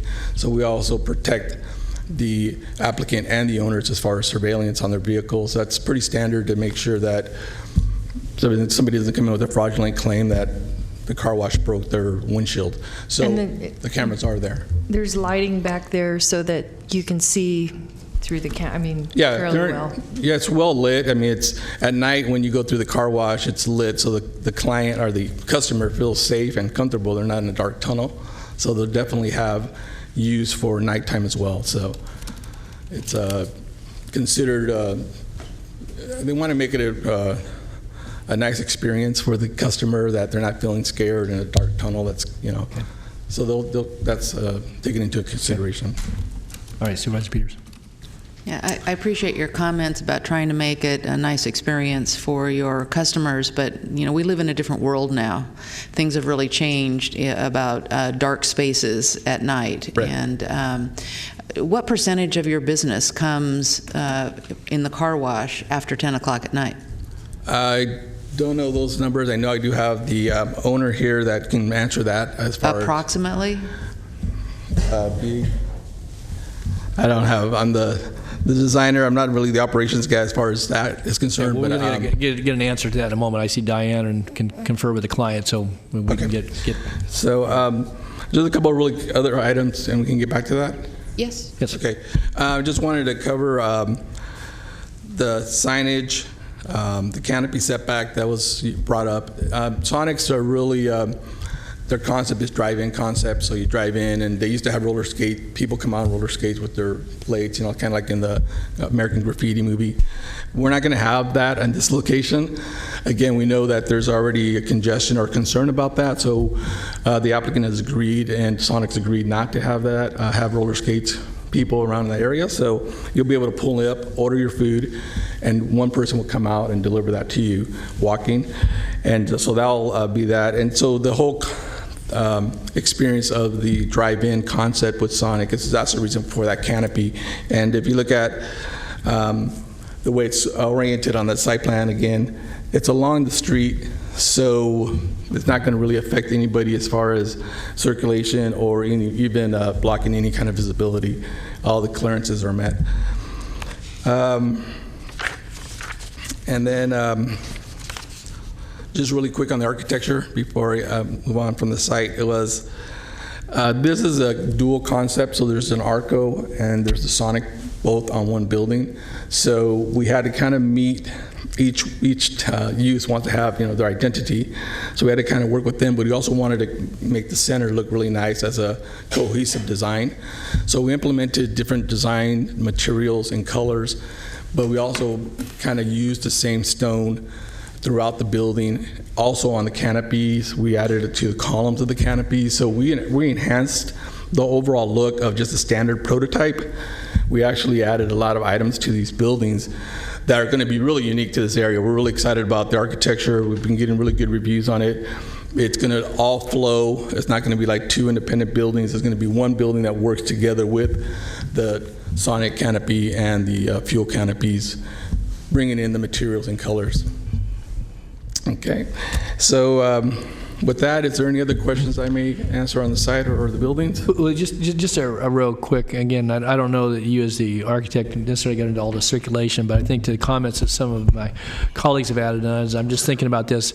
Arco obviously does a pretty good business, and their model obviously is one where, lower prices and quality gas, and so you have a lot of activity there. You got the Sonic folks. You can pull over there, drive in. You got to back in and out. You got people walking, delivering food to the car. You got people pulling to the car wash. You got people doing a double lane of going in there. You got people pulling to the convenience market. Has this been done on another site where that tight of a configuration that you have the canopy off to the side, you got the other canopy there, people moving in and out, east, west, north, south? Again, yeah, I know it seems like it's pretty... And a lot of pedestrian activity, because people getting out of their cars to go in to pay, to get something at the convenience market, and people are delivering the cars, they're picking up the trays. I'm trying to get some sense about the flow of things there, because I can see, again, obviously if it's successful, it'll be congested, but how does that work from a safety and well, it's kind of interesting. We thought about that as well when that was brought up, but in reality, if the drive-in for Sonic, that canopy that was not there, people would be parking and walking across to the restaurant. So actually more traffic would actually be walking across to the restaurant part. So the actual drive-in where people actually sit there and you only have one person coming out to serve the food is actually minimizing the foot traffic. But we were concerned about all the activity going on. This is not, they call it a co-brand option where we have two users come in one building. So this is used throughout the country. Right. But it's not a new concept. This is not a brand new concept. But so with that, we always know that we're having to deal with circulation, added circulation, and just pedestrian activity. So we looked at that. We feel that the Sonic restaurant will actually minimize the pedestrian traffic due to the fact that you have to stay in your car. As far as people that go to the fuel gas station, it's like any other gas station. Either you're going to park and get your fuel and leave, or you're going to walk across or drive across. Some people leave their cars and walk to the convenience store. Some drive in. Just kind of depends. But that is going to be a pretty standard circulation with any typical gas station. So in reality, I know it's kind of, you don't really think about it, but when you start really looking at the numbers, and we actually had our traffic consultant look at this as well, and they confirmed that it'll minimize the foot traffic. So the deliveries for your fuel, are they out in front of the canopy? Is that what that shows on the chart there? So when obviously you have to schedule your tanker deliveries. Correct. You try to do those off-peak, but everybody wants off-peak, so sometimes they show up during the day. So is that where that's at? So if you look at the canopy just south of it, you'll see the underground tanks. And so we have our truck path either entering either driveway, but they will kind of loop down between the canopy and the tanks. And they'll stop there and they'll fuel the tanks up. So we're not blocking any of the accessible aisles or any of the drive aisles, the driveways. So people will still be able to enter in and out of the site without the truck blocking them. What about parking spaces, though, Julio? About the parking spaces? Those parking spaces, you got parking spaces. Yeah, if you look at our parking calculation, I think we're overparked by... No, that's not the issue. The issue is if you have a tanker parked, let's say you have a fairly long tanker, double or single, that's parked there, and you've got vehicles that are parked in those stalls, will the tanker be parked temporarily far enough north so that people can get out of those stalls? Yes. So they're not going to be trapped? two things we looked at when we did this. One is, yes, that's when the truck is there, it's going to still allow at least one, either in front of the truck or behind the truck, to have access to those spaces. Secondly, we saw that those spaces were kind of far away from the convenience store or the restaurant. So we said in reality, it's most likely will be employee parking. Okay. So those will not be accessed as much as maybe the ones right along the front. So we had thought about that, but yeah, that will not be blocked completely. They will have access or an egress out of there if the truck happens to be there. Again, it's going to be scheduled off or late hours, so we're expecting not expecting a lot of conflict with that. Okay. All right, Mr. Cerny, any other questions? Yeah. So I noted on the exhibit that staff has provided in their report that there's several elevations in one of the slides. There's a west elevation for the Sonic, but it doesn't show the patio. It doesn't show, because I note on the plan view it does show tables and chairs just to the west of the actual building, which I assume is a patio of some sort. Yeah, there's just outdoor seating. So what's the intent? Are you intending to put some kind of see-through wrought iron fence around that? No fence, just shrubbery? Somehow you're gonna separate it, delimit it from what is obviously a fairly busy on-site intersection. Right. So what we proposed, I don't know if you look at the landscape plan, but we actually do have a separation between the actual paved area and that outdoor patio area. So it's basically a concrete slab. We have outdoor furniture, which is tables and chairs. And then it's separated by a landscape berm. So the only access to that patio area is actually where the crosswalk is. Where we're projecting, somebody goes into the restaurant and they want to come out. Most of the traffic for that patio is going to be people that ordered their food and came out. And they're not going to be coming in the other way. So, but you know, we didn't want to restrict that, so we just went ahead and made it a landscape separation. So there's not going to be any access going over to the north, crossing those lanes, or even just north of that crosswalk. All that area will be bermed or landscaped, and that's shown on our landscape plan. So it doesn't look like there's a lot of width there to put in kind of like a berm, that's sod or something. It seems to me you'd want to have a very clear intent to put shrubbery of a certain height and maturity to really limit that, to really designate that area as a place for outdoor seating. Yeah, let me clarify. The berm that was mentioned earlier is along the front of the drive-in canopy. That's the berm area that we're using for highlighting, blocking the headlights of the vehicles parked in the drive-in canopy. But along that patio that you're asking for, we are proposing a hedge, that's going to work as a barrier, a natural barrier. Also, it'll be tall enough that it'll screen it or prohibit people from walking across that. It's not going to be a little bermed landscape area. It's going to be actually a hedged area. Okay. Just going back to the earlier comment from Chair Natoli and myself about the tanker location and the ability not to be trapped and the ability to circulate around a tanker when it's there, and appreciating the fact that it's going to be there during off-peak hours for the station. It looks like there's two pinch points, Leanne, that are noted as I assume as kind of a peninsula of landscaping area on either side.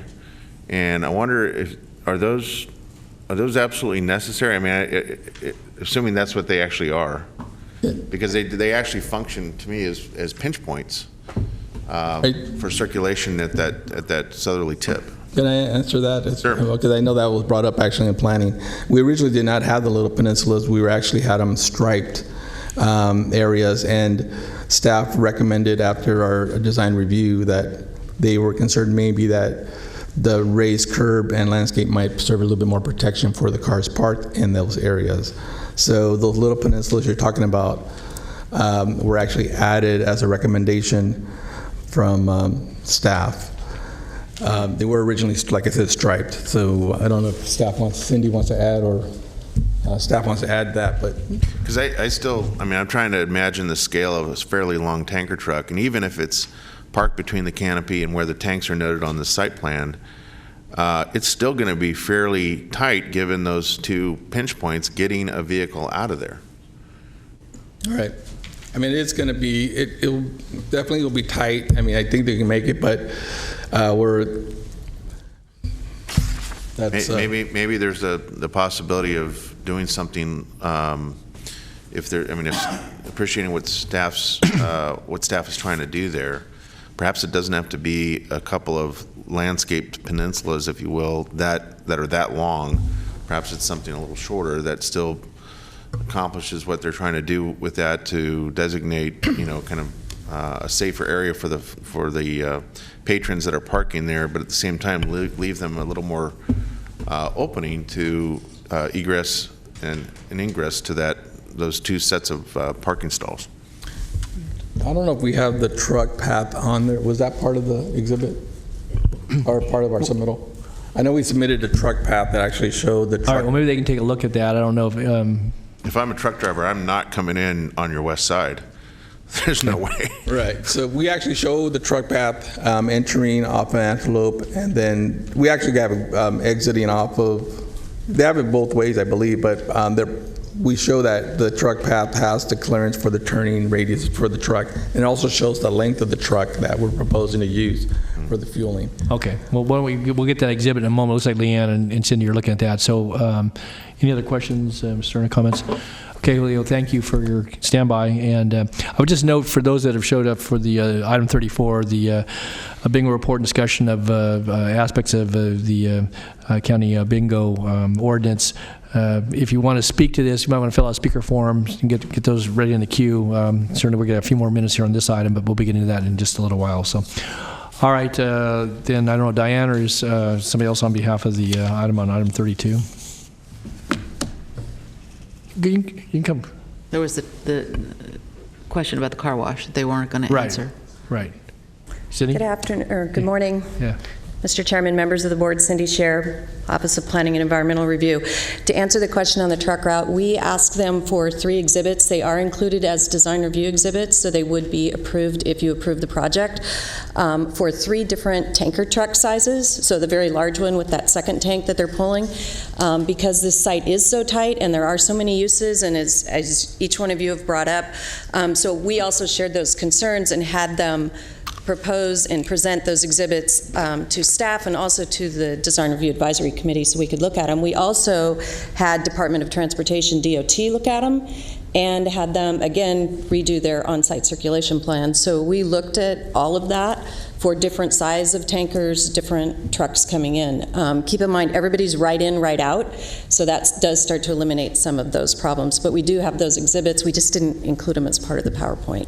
But we did review them, and we reviewed them with our transportation staff also. I don't know if that helps answer some of that. As far as the landscape islands, originally those were 2 parking spaces. Landscape architect, the county landscape architect, and I looked at that. We had concerns with people driving through the site and actually maybe hitting a parked car because there was nothing separating them. So if you came into the site and there wasn't anything separating this car the way the angle is there, we thought a little landscape planner, because they are overparked, they could lose 2 parking spaces fairly easily. But definitely those could be shortened up, in length and also in width, so that the tanker trucks but we would still like to maintain something there, some sort of barrier, so a car doesn't come onto the site and kind of hit maybe a parked car. I think you can accomplish what you're attempting to do there, to protect the vehicles with something that's not nearly as deep. I mean, I can't see the scale, but I assume that it's probably a good 10 to 12 feet. Yes. Yeah. Yes. So it's about the car length. Yes. Yeah. I mean, you're correct. even if it was something as shallow as maybe 3 or 4 feet, Mm-hmm. I think it's going to have the effect of, letting someone that's driving into that area know that this is not a normal travel lane. You have people that are going to be backing out. You have vehicles in front of you. And I think that way you actually free up some territory for both the tankers and the vehicles entering and exiting both sets of parking stalls, give them a better opportunity to have flexible movement in that part of the site. Okay. All right, take that into consideration. And then any more representatives? Diane, did you want to come forward so we can conclude the testimony, then we'll bring this back to the board and answer any questions on car wash and drive aisles and so forth. So, Thank you, Chair and board members. I'm Diane Kinderman with the law firm of Abbott and Kinderman, and I represent the applicant. We want to thank staff, first of all, for their help. Both Cindy and Leanne have worked with us over the past year and a half very diligently, and as always, we appreciate it. So thank you. I'm just going to mention 2 items which we've just talked about. Cindy articulated what had happened with regard to the circulation issue, and we appreciate your recommendations as well and are willing to adopt those. I will add to that, in addition to DOT and staff taking the second look at traffic, at circulation, Katie Anderson also came in and did supplemented the traffic study with additional information as to why a particular circulation route would work. So that also exists on the record and supports the finding of no significant impact on circulation. Are there any other questions about circulation, perhaps, that you want to ask me?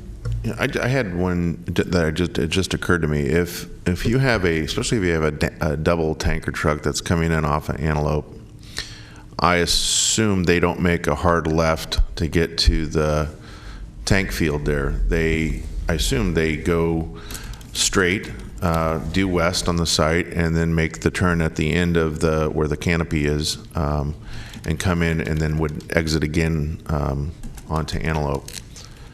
Correct me if I'm wrong. A double tanker.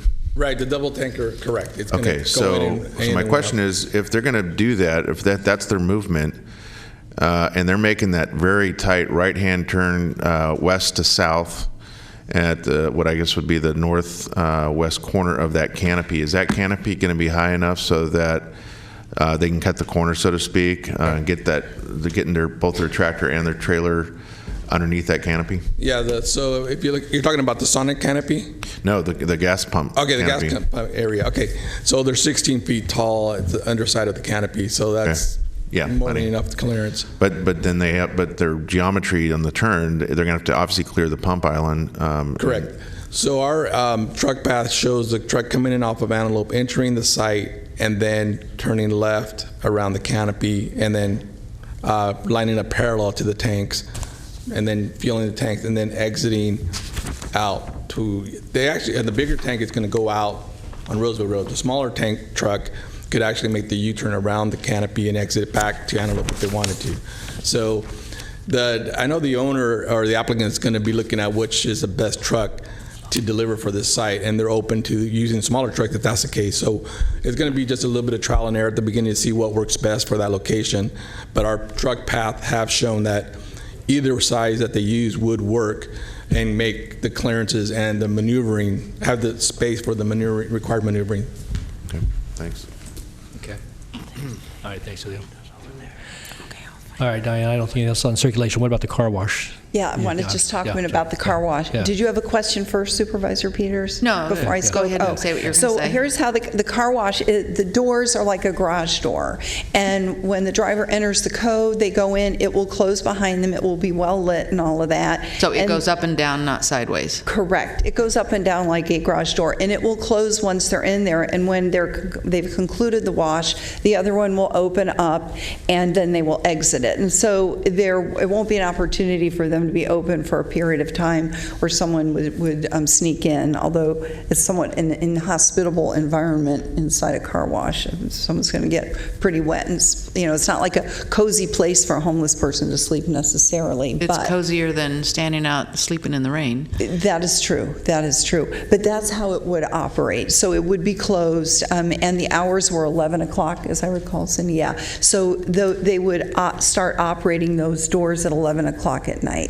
That could be moved up sooner. That was that hour range was identified at the Planning Commission, so that the doors weren't going up and down all day and add wear and tear to them, at least during the daytime. But those hours could change for those doors to close as well. They could be closed at dusk, for example, if that gave the board more of a comfort level with regard to protecting that environment. And the concept of having it open 24 hours is because it's about 15% of the business in the car wash. There are a lot of people whose schedules are 15% after 11 p.m. In the evening, yes, in that range of hours. From 11 to what, 5 or 6 in the morning? What's your range? Until, when were they going to open? Until 5, right? From 11 to 5. I guess swing shift drivers need to have their cars washed too. Right. Graveyard shift. And the, it's all part of the convenience concept. The Sonic drive-through will be open as well. There'll be lights. There would be, it just would be a deterrent to, it wouldn't be a cozy place to be necessarily, so. What, are there lights inside the car wash? I mean, just to Yes, me, the idea there of going would- in a car wash and having the doors shut after there would be lights in there. freaky. And, yeah, it is. It That's is. scary I don't movie even stuff. like going in Halloween. them with the doors open sometimes, but yeah, there would be lights, and there is an emergency button in the event that something isn't functioning the way it's supposed to. There's an emergency button once you get in there. So To get out, to open the doors? correct, If it works. correct. But they operate as garage doors. So, and the plan was from 11 to 5. Thank you for confirming that, Cindy. So it's just all part of the convenience aspect. And the drive-through, the Sonic drive-through is open 24 hours as well. So, but of course with Sonic, as many restaurants, the peak is at lunch and at dinner. So, but people would still be able to use it. So those were the questions we've tried to answer. Any other questions?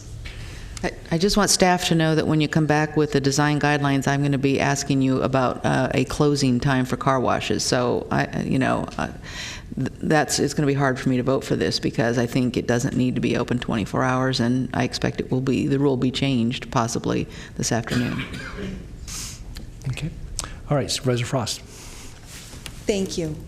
Okay. Well, I'm comfortable with the car wash. I am sensitive to Supervisor Peters' concerns. I've just had bad experience. That's Yeah, why. I know. But given the fact that we have some recourse with the business permit moving forward, if there were problems, we could make some adjustments. I would be okay with the staff's recommendation on the car wash, and I could even go so far as to say maybe we can close the doors sooner than 11 to make more people comfortable. 10 o'clock? My colleagues comfortable. 10? Okay, that sounds good. And I'm concur with Supervisor Cerna on shortening the landscape partitions, and other than that, would like to move the item. With the cross-access, 109? With the consideration for cross-access, but no responsibility for financial. That's new condition 109 that we provided for the record. Yes. Okay. And we can modify those landscape planners as part of the subsequent landscape design review process. So that's easy to do. Okay. I'll second the motion. Okay, it's moved and seconded. I had no one time to speak. Did anyone come here for talk item 32 or 33? All right, seeing none, then with noting the conditions as modified and or added, please vote. Unanimous vote. Okay, the related matter should be pretty quick. Yes. Call next item, please. Item 33. There are some very happy Sonic youth up in the...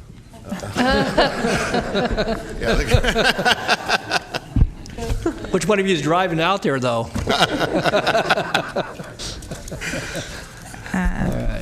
Item 33 is the ABC license hearing to determine whether public convenience would be served by issuance of a Type 20 liquor license to Arco AMPM located at 5873 Antelope Road. Okay. All right, I do have a brief PowerPoint. I will skip a lot of the layout stuff on this PowerPoint. This is for the convenience store for the item that you just heard. They are requesting an off-sale Type 20 beer and wine license for the convenience store. We have looked at the site design. This is a graphic of the interior store layout. The key points here, this is a Type 20 license, beer and wine. The area is in a high crime area according to the sheriff's mapping, and is also in an over-concentrated census tract. It is quite common for the ARCO AMPMs to request liquor licenses for one-stop shop option for gas, beer, and wine. It is a 24-hour use. However, as with these uses, we do limit the sale of beer and wine to the hours of between 6 a.m. and 10 p.m. And we also have the no single sales condition, as we typically do. The CPAC did recommend approval on a 5-0 vote. And they did have some comments, which are shown on the slide, with regard to proximity to other gas stations. There were some concerns expressed by the public, typically more about increased traffic, lighting, and enough gas station and convenience stores, and we did try to address those traffic and lighting concerns in the context of changes that we made on the actual project itself. There are also members of the public speaking in support of the PCN. So staff is recommending approval with the typical conditions. Okay, thank you, Leanne, for that brief report. Do we have any questions by board members on item 33? All right, seeing none. I don't have anybody signed up to speak on item 33. Anyone here to speak on the letter of public convenience? Darko and PM. All right, I'll not bring it back to the board. Ms. Rost. Move approval. Okay, I have a motion to approve the staff recommendation. You have a second? Second. Okay, it's moved and seconded. And if there's nothing further, then please vote. Unanimous vote with those members present. Thank you. Okay, I know we have a number of folks in the audience on the next item. We'll call that, and we do have 2 off-agenda speakers who have signed up, so we'll continue to probably work at least partially through the noon hour. Thank you all for those. And I would just note that if you're here on item 34, again, you may be just here to either listen or enter support, but if you intend to speak to the item once the report's given and offer comments and or any concerns or suggestions, then please fill out speaker form. I don't have anybody signed up yet for item 34, so I trust there are folks that want to speak to that at some juncture. So, okay. Call it out. Item 34 is the fiscal year 2016-17 bingo activity report and discussion of 1199 games and 2% bingo cost recovery fee. Hey, Jimmy, hold on. We got to get a presentation from the staff first. Oh. Okay, so we'll be here in just. I forgot the process. Yeah, that's all right. Okay, so who is going to be presenting this on behalf of the Sheriff's Office? I see County Council seated with Sheriff's representatives. It's Ms. Purdon, Anita Purdon from the Sheriff's Office. Okay. All right.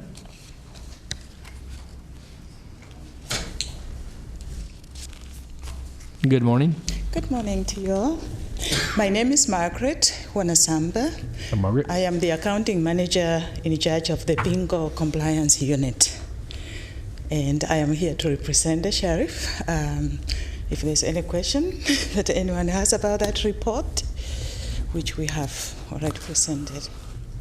Oh, okay, it's a pretty brief report. I guess I for one, would ask, Margaret, and thank you for being here, that the staff report was a little, I don't want to say unclear, it just states the state law, but obviously we're going to hear today, we've heard from folks, so that's part of the reason beyond the annual report that we have this before us, is that in other neighboring jurisdictions, other cities, municipalities within the county of Sacramento, and granted the sheriff's responsible for the unincorporated area, but that there is a competition for the games, obviously for the bingo, both for the parlor and non-parlor games, in that what we're having to see, and I think it's probably indicative of a number of things, but a migration of games from the county unincorporated area to cities, and whether it be the city of Sacramento or Rancho Cordova or Elk Grove, Citrus Heights, wherever it might be, and that at least in part that's due to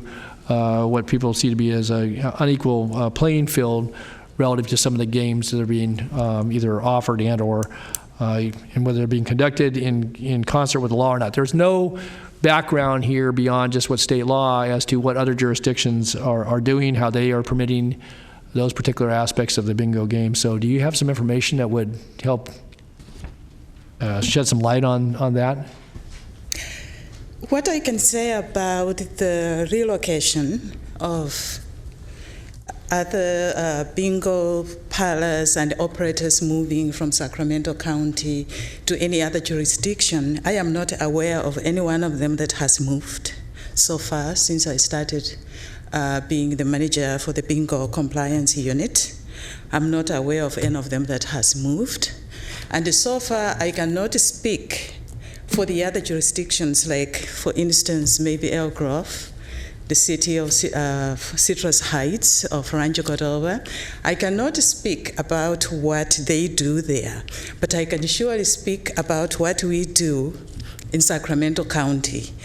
We follow the county code and we follow the penal code, and our job is actually to enforce, to make sure that whoever is playing bingo in Sacramento County and the incorporated area of Sacramento County is following the bingo code. So whatever other jurisdictions are doing, I cannot speak for them because I cannot actually interpret what it is that they do there. Okay, well, I appreciate your response. I wasn't asking necessarily to speak for them, but again, you must have some familiarity with, what brings at least part of the question, and we'll hear from some of the folks. But so when I see licensee activity on the summary page, is that there were no licenses added, no denied, no suspended. So what is the activity that occurs in any given year? This was for 2016, and so that portrays the entirety of that, I guess, the fiscal year, from when to when. And so you're saying everything was static, and so there was no activity. You had no applications that were received for. Actually, at the moment, we are in the process of approving one. Okay. As a matter of fact, I think within a very short time, I'm going to be issuing a license for bingo operations. So we're going to have an addition. And I've had a few calls asking about beginning bingo operations in Sacramento County. And as usual, we just give the information on how to go about it. We've had some inquiries, and we're hoping that they are going to turn it into something fruitful. That's what so much I can say about that. Okay. So have you been contacted, I guess, curious enough that, have you been contacted by those who were concerned about the ordinance? Again, you're in charge of administering. I get that. Obviously it's adopted by this board, and there are questions about the 2% and how we arrived at that. And I think the historical part of this was important. But so, have you been contacted by? We obviously, you probably recognize some of the folks here in the audience today, and if not, I can assure you we'll hear from them in just a moment. That they were concerned that either our limitations are such that they are strongly considering leaving Sacramento County unincorporated area and just moving across in some cases, that boundary is major street somewhere, going somewhere else. Have we heard? Nope. You haven't heard that? That's brand new news to you? I only heard it when I was compiling the bingo report, which we are discussing right now. That's when I became aware that actually there are concerns about certain bingo games that we may not be playing in Sacramento County. That's when I became aware of it, but nobody has actually called me to discuss anything else apart from what we have in the bingo compliance bingo code. Okay. All right. Supervisor Kennedy? Thank you, Mr. Chair. I just wanted to clarify on the chair's point, specifically when it has to do with 1199 games. So you're of the opinion, and the staff report says that 1199 games are illegal because of state law. Is that right? I did not use that terminology. Well, it does here. Okay. If it is in there, I would take it. Okay. But you're not. I guess I'm a little surprised that you're not aware of what other jurisdictions are doing. Just as I'm saying, I became aware of the fact that some people are interested in the 1199 games when the question came up, and I was compiling that report, and so I had to do some research and compile that report. According to the answers that have been given before, because this is not the first time that question of 1199 is supposed to have been raised before. So while I was compiling that report, I went back to research, and I found out that a question had come up before. But as far as I am concerned, nobody has called me, written to me, or anything asking about the 1199 games. Yeah, that wasn't my, so the answer is no, you're not aware of what other jurisdictions are doing? No. Okay, thank you. Okay. Any other questions for Margaret? Or if not, stand by. Thanks, Margaret, for being here. We're going to hear from members of the public who want to address this issue, so we may have some other questions in a moment. So, Okay. thanks. All right. Mr. Yee. I don't have anybody else signed up, but I recognize and certainly want to acknowledge our former colleague, former Supervisor Jimmy Yee. And you looking for the button to lower the... Lower a little bit.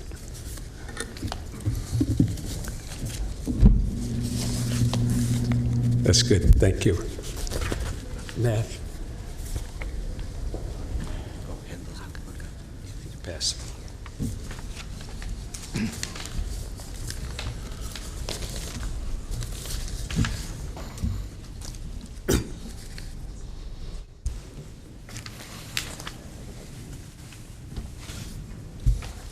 Thank you.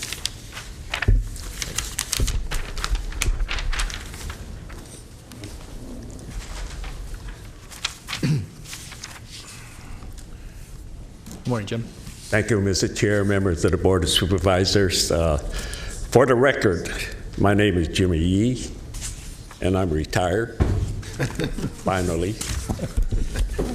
But the reason I'm here is because of a long-standing issue that go back decades. And just recently, I heard from my good friend, Jim Tabucci, about the situation. But I have here with me different groups that provide the bingo to your constituents.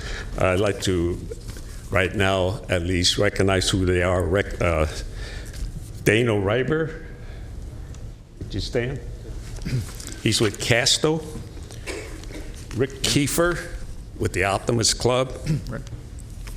Brian Taylor with Evolve View Foundation.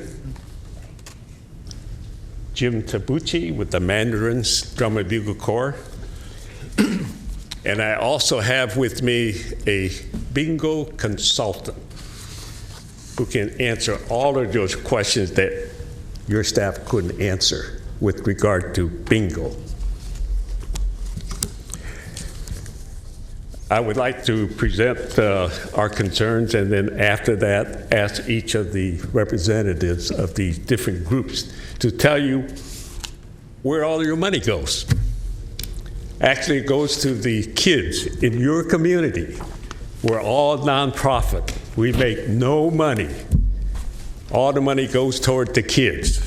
And that's why I'm here asking you to make a little change on your regulations with regard to bingo.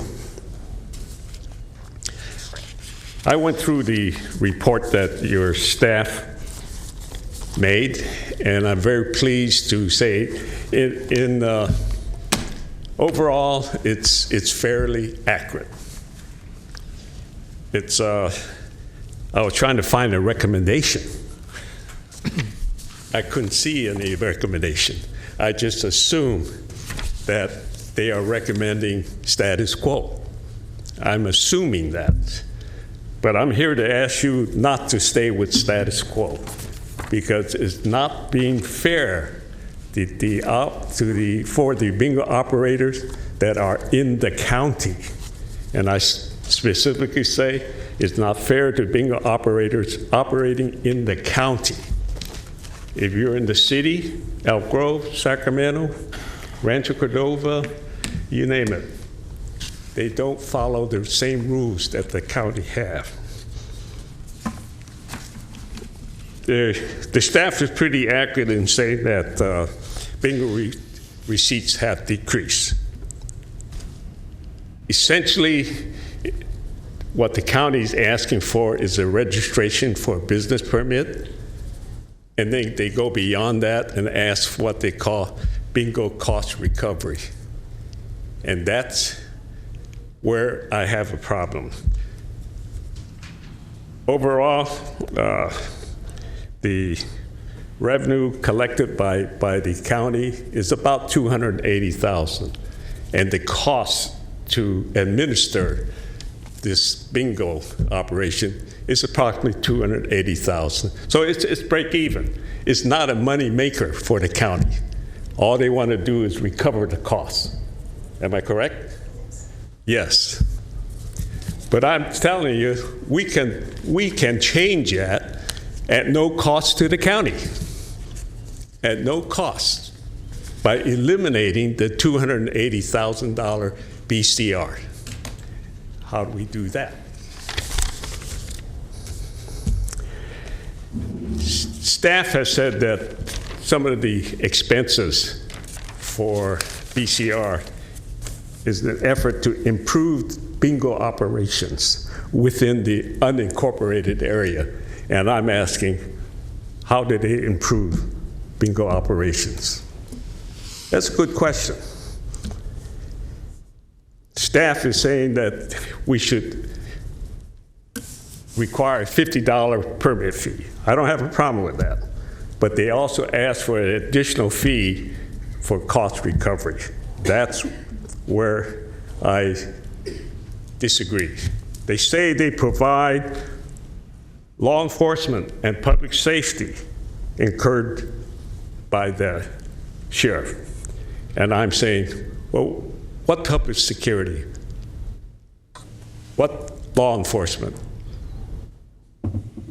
They don't go to these sites.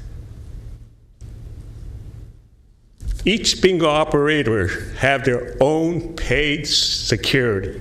So the county doesn't have to be there. The sheriff don't have to be there. But you say, well, the sheriff patrols. The bingo operators pay rent.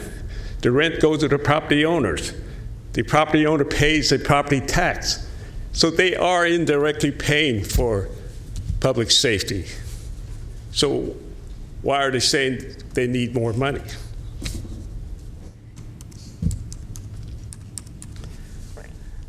In 1997, this goes back 20 years, there were 34 charities operating bingo, and they filed a lawsuit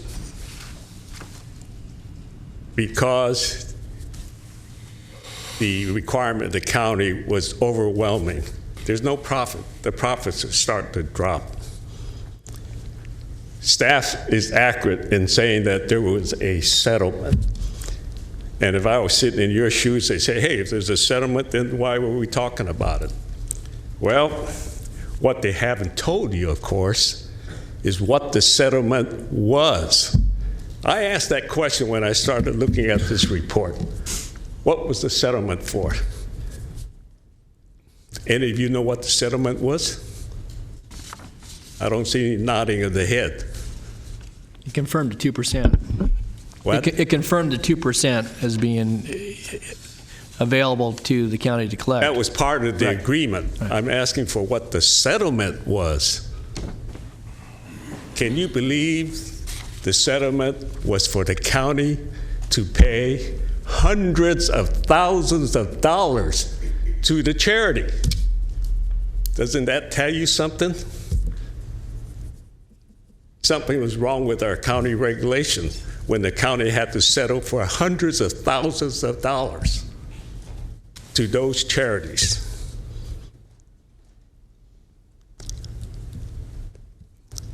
Today, the bingo operators have what they call 1199, and that is sort of a new game. And essentially what it is 4 or 5 different bingo games combined together, and that's why they call it 1199. The players love it. Why? Because there's a bigger payout for that particular game. And this is where the county disallows it. And that's, again, one of the reasons that I'm here to ask you to not require or not object to the operators to provide that game.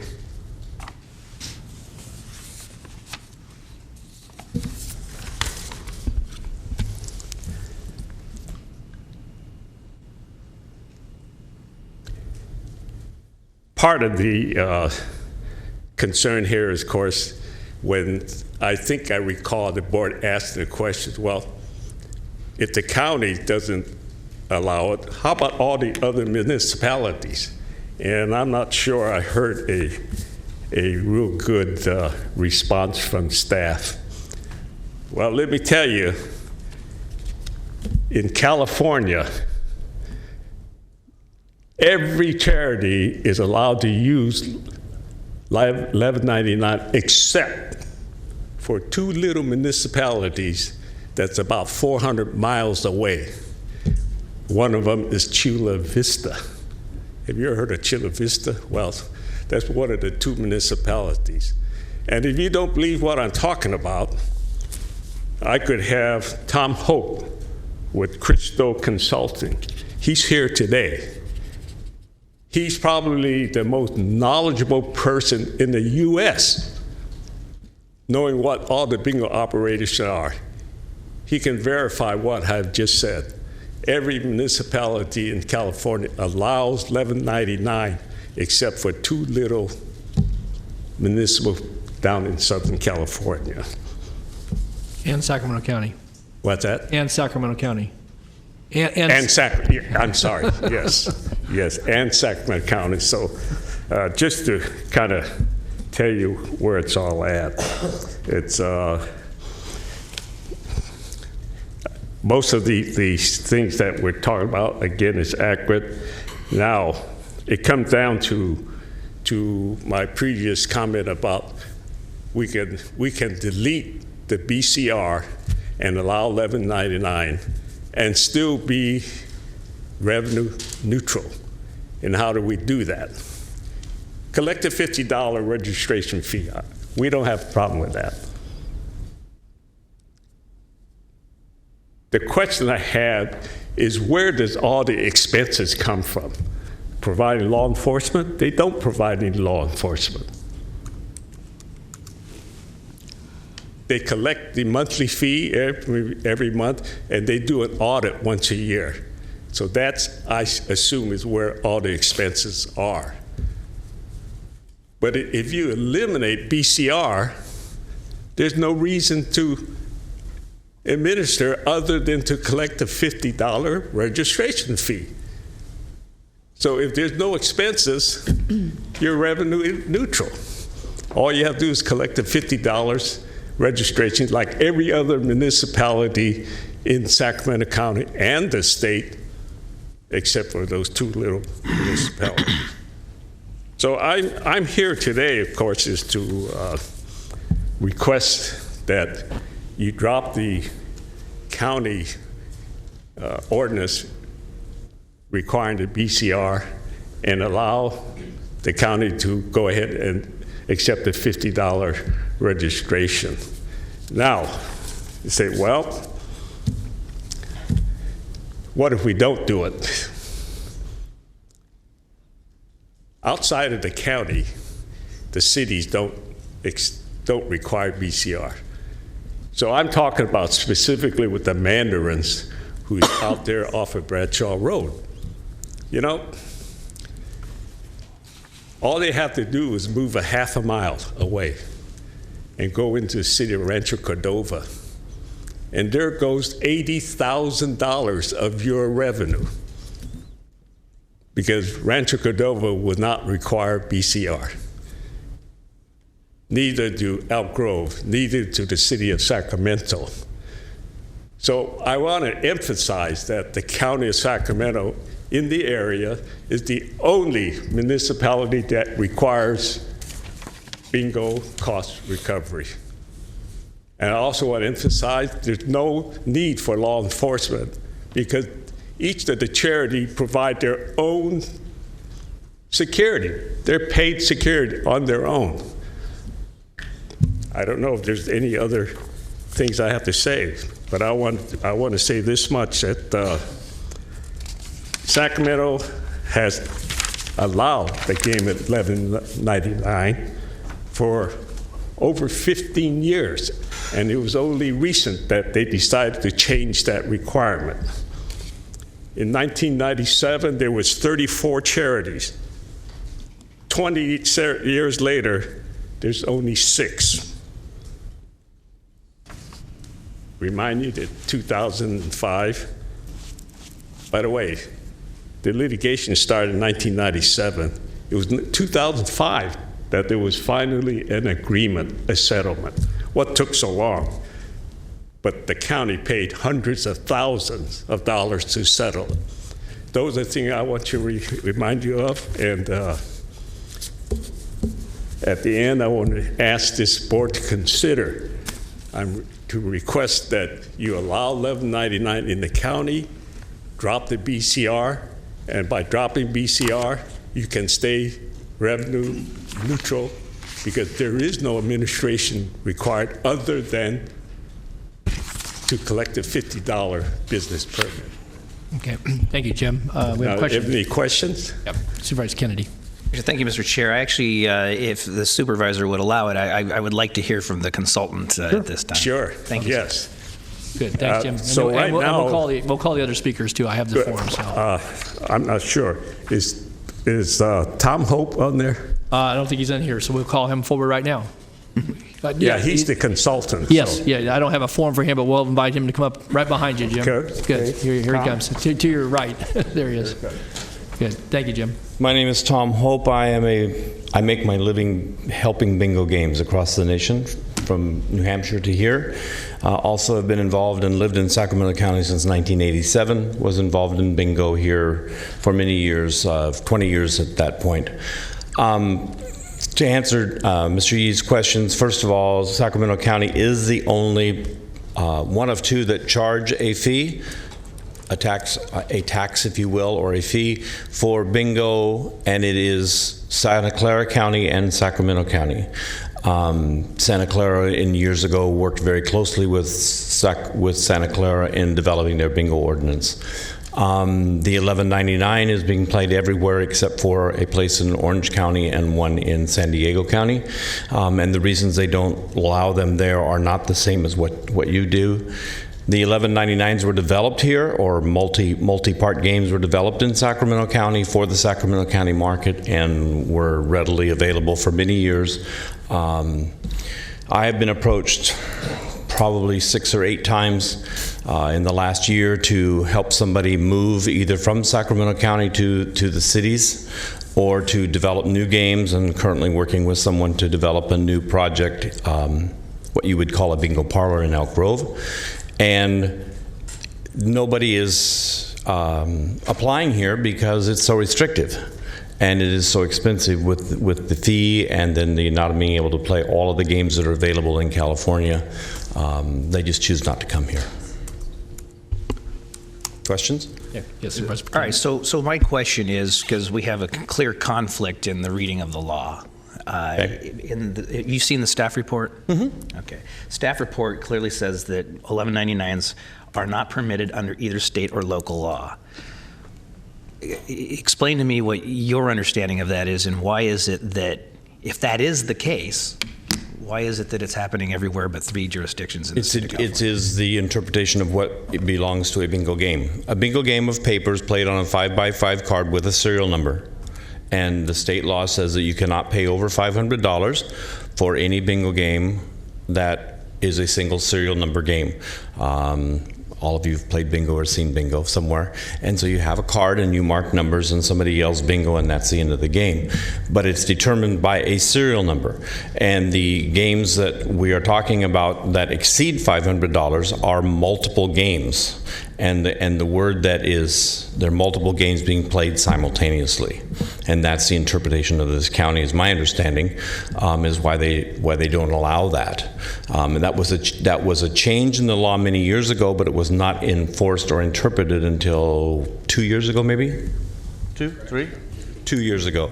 And I know for a fact that the county the charities here did ask that they not be penalized and make it unfair playing field with the city, mainly with the city of Sacramento and the city of Citrus Heights, where there are huge games that most of the players go to. So are these single cards with 5 squares on them? Yes. Or is it Yes. 5 separate cards? Five separate cards, 5 separate serial numbers that are separated by a perforation. And that was the deal that when we made those games years ago, was that they would be, yes, that is an example of one. That's actually a newer example, but yeah, they were designed to be that way, and it was approved by everyone, basically, when we designed them years ago. And so, listening to what Supervisor Yee had to say, so what other jurisdictions are charging BCRs or something? Santa Clara County. Santa Clara? Mm-hmm. That's or it. Santa Clara City, I'm sorry, City of Santa Clara. And that's it? Yeah. Okay. And I tried to find out this morning what that rate was, and I'd like to speak to that before we go much farther. And no one could tell me what the rate was, and they weren't even sure they were paying it. I'm sure they're paying it, but the two charities that I called this morning didn't know what the rate was. I happened to be involved in the lawsuit many years ago, which is way back, and the deal was that the rate would be set by actual expense, so that if you decided not to have a sheriff's officer involved, then in the regulation of bingo, then the expense would go down and the rate would go down. If you decided not to do the audit the way you do it now, do it every 5 years instead of every year, then the expense would go down, the rate would go down. Unfortunately, when there were 9 bingo halls here in commercial bingo halls, or parlors, if you will, in Sacramento County, it was the rate was diluted a lot. Where there's only a few now, then your rate is adjustable and it goes up. So if you were to drop the BCR, though, you mentioned a 5-year audit, what would be the requirement, what would be the need for an audit if there was no BCR? I don't believe there is a need for an audit in any bingo in California that I know of, because if there's a complaint by if there's a thought of there was impropriety, then there are yearly licensing things. You buy apply for a license, and if there are complaints or there are questions, then you don't accept the license or you review the license. And that is currently in your statute and in everybody's statute. Okay, thank you. Any other questions? Okay, any other questions for Tom? Okay, if not, stand by. Thanks, Tom, for being here. Okay, I do have some other speakers, as Mr. Yee alluded to, and I'll just take them in the order they were handed to me. Jim Tabucci, Jim, followed by Rick Kiefer and Daniel Raybar, Brian Taylor and Daniel Rebar. Good afternoon. Yes. Good afternoon. My name is Jim Tabucci. I'm a volunteer executive director for the Sacramento Mandarins. And I'm actually here on behalf of the almost 1,000 kids that we serve.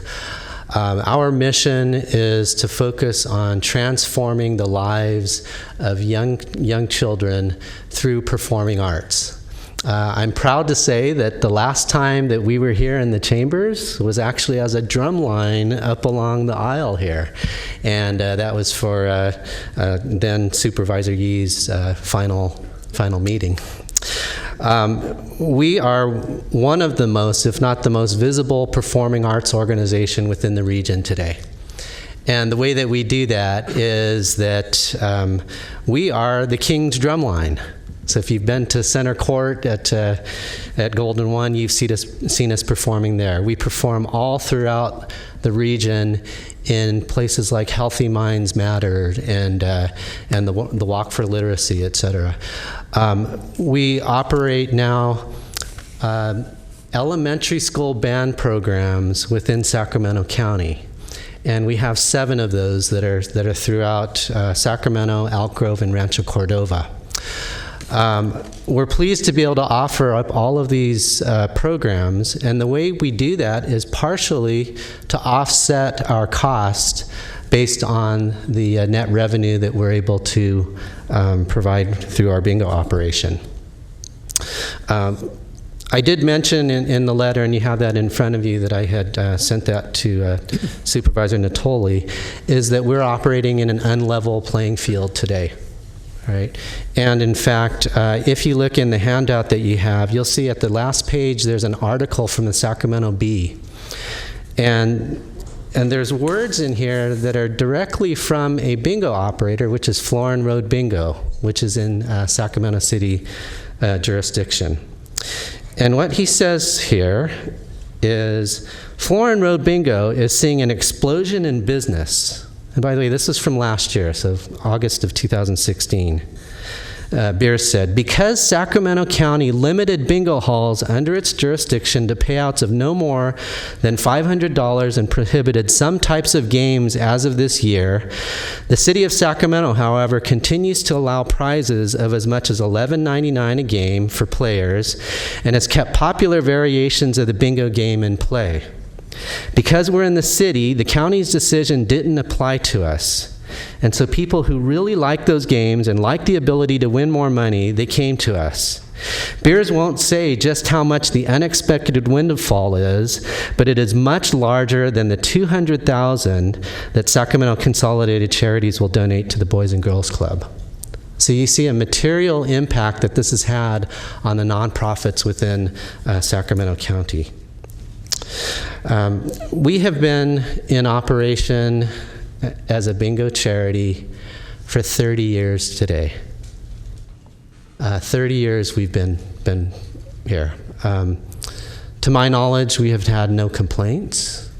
We have had no issues that needed to be addressed by the sheriffs, and we're an upstanding nonprofit within the county of Sacramento.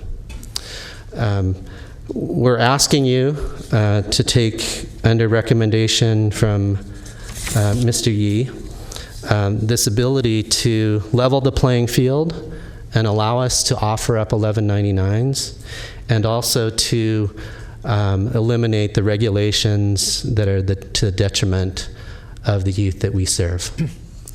Just to let you know, the $80,000 that we pay annually today, what that would go to, we're able to provide elementary school band programs for about $8,000 a year.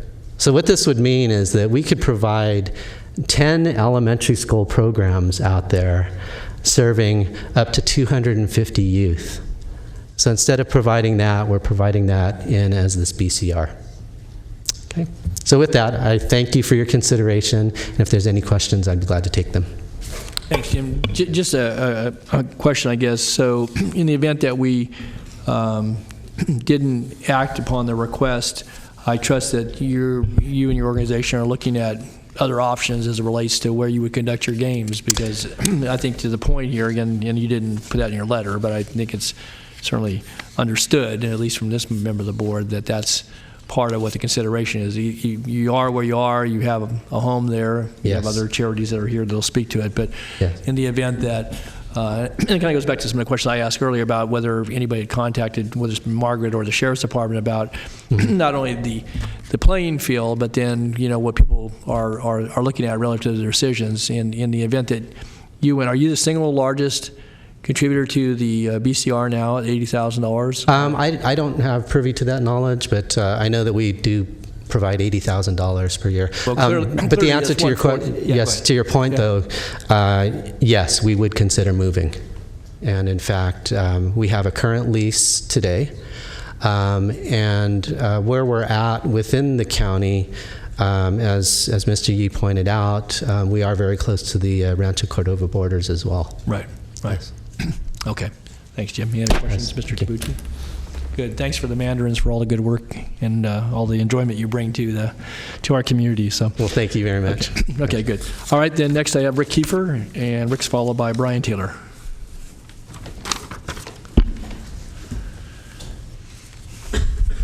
Good afternoon. Thank you. I'm Rick Kiefer. I'm the current president of the Country Club Optimus Club. We run bingo to provide money to support the children in the Sacramento area. I brought with me that I can hand out some letters from some of our organizations and youth organizations that we support, and a list of those organizations we've supported in the last 2 years. What we're asking for also is adoption, like Mr. Yee has said, to allow us to have an even playing field with the other bingo parlors so we can continue to make money to support the children in Sacramento County. Our attendance at our bingo is declining, and our profit is declining, which impacts our ability to support the kids in many areas in Sacramento County. So we're looking for your support, and thank you. I'll leave these here. Good. Thank you, Rick. Rick, just out of curiosity, and I'll ask this to the other ones, are you all located in the same Paul, or do you have your games, or you conduct your games at different locations, the ones that are here? We're on Arden Way in Sacramento, different You're at location. Okay, very good, thanks. Okay, Brian Taylor, then Dana Raybar, and then Jay Guzman. Good afternoon. I apologize, I got a little bit of a cold. My name is Brian Taylor, and I'm the president of Evolve Youth Foundation.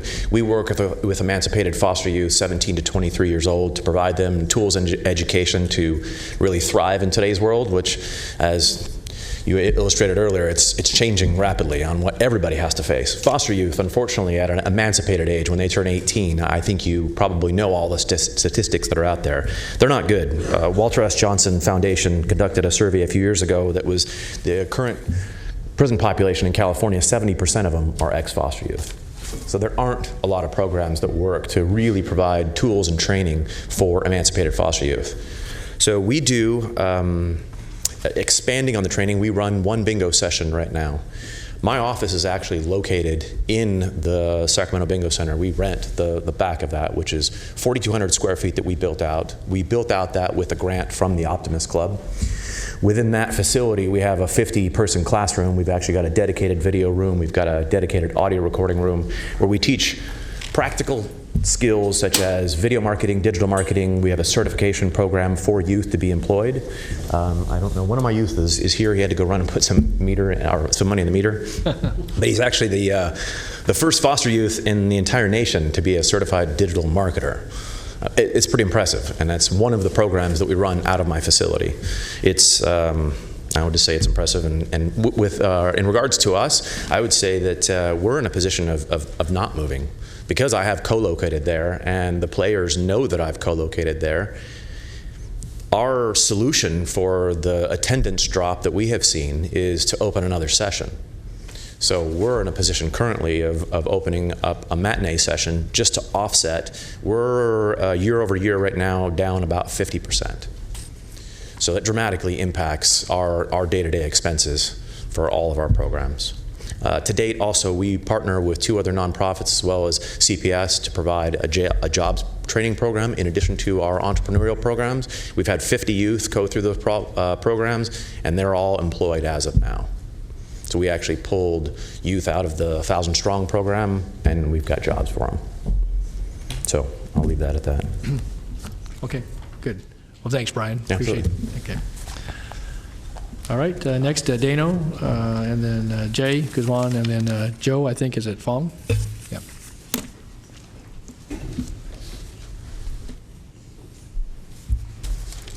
Good afternoon, Chair and Supervisors. My name is Dano Rybar, R-Y-B-A-R. I am a volunteer bingo manager for the CASTO organization, which is the California School Transportation Officials. We've been offering bingo at the Sacramento Bingo Center in Supervisors Peters area since 2011. In regards to those games that you had questions on this morning, I believe the bingo compliance unit is following the county code as required. In 2015, our charities, prior to 2015, our charities were playing those games, which were $11.99. And in July of 2015, we received a letter from the bingo compliance unit explaining to us that we must stop these games because it's in compliance with the penal code. And they are correct. The penal code does state the maximum prize is $500 per game. But what Sacramento County ordinance has is that we're only authorized to play one game at one time. The other cities, the other counties don't have that in there. I have the Citrus Heights County Code here as well, which they mirror the penal code, but Sacramento County goes a little bit more further by putting restrictions on how many games you could play at one time. This past week, we asked our players who did play bingo with all the charities at Sacramento Bingo Center, are you even interested in going back to those games, and would you or come back to our hall and not, instead of going outside to where they could go? And then there's 400 people within a few days signed our letters requesting you to consider to remove the section in your code that we're limited to one game per rack of balls, as you could consider it as. So how we pay the price to stay in regards to the penal code, the $500, is if we're playing 5 games at one time and a person wins that game, they're only issued up to $500 for that one game card, and they document it, we sign it, we do what the county ordinance and the penal code requires. Nobody gets paid, as in documentation purposes, $1,199. It's like a scratcher. You buy a scratcher and it says there's 3 cards on a scratcher. And all our games that are played in California are required to be reviewed by the Gaming Commission of California. And so it must be authorized in the state of California. And these $11.99 cards do say that. It does say on the back of them, authorized to play in California. But what your ordinance states is 1 game at one time. We need that section removed from your ordinance so we could play more than 1 game, so we could go ahead and offer the prizes that are offered in the area. And I was talking to the president of Casto a few days ago, and she says, explain it to me a little bit in my terms. And I shared it with some other people yesterday. It's like I own a franchise of McDonald's. And McDonald's are everywhere in California. And you come to our area, which is on the corner of Arden Way at Watt Avenue, and I'm a McDonald's, and they want a Happy Meal. And I say, I can't sell you a Happy Meal because Sacramento County refuses for me to sell you a Happy Meal, but you could go a couple miles down to that other McDonald's and get your Happy Meal because I'm restricted to a cheeseburgers to sell you here. Your own county reports, and I got to give them kudos, they do a great job on their auditing in regards to the bingo compliance report. You have approved them yearly, each time you look at the report. If you go back to 2015, when we first received that letter from the bingo compliance unit to say to stop playing those games, we are down 52,000 players since that letter was issued to us in 2015, and that's what the other charities are trying to share with you. We're trying to stay in existence. Casto has shared with me, we will not move, we will close, because we're already settled in Sacramento County, and it's just too much of work for them to constantly, well, it's hard to move. It's just like moving your business. So I thank you very much, and I thank you and the Bingo Compliance Unit for a good report that you guys do. Yeah. Thanks, Dano. Thanks for the McDonald's analogy, too. Appreciate it. So. Okay, Jay Guzman, and then I believe Joe Fong, and those are the last 2 speakers I have. So if anybody else wanted to address this, now's the time to get your form. Otherwise, these will be our last 2 speakers, and we'll bring it to the board. Good afternoon. Thank you for considering this vote. My name is Jay Guzman. I'm a parent at Intercom High School and the current bingo manager for the Intercom Music Boosters session on Sunday. I'm here to talk more about what the money from the bingo session does for our charity.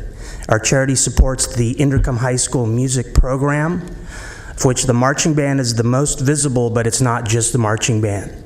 The program has 2 orchestras, a jazz band, a wind ensemble. We also do winter percussion, winter guard. All of these programs are not funded by Natomas Unified School District. They're funded by boosters. So those are the parents that come and donate their time.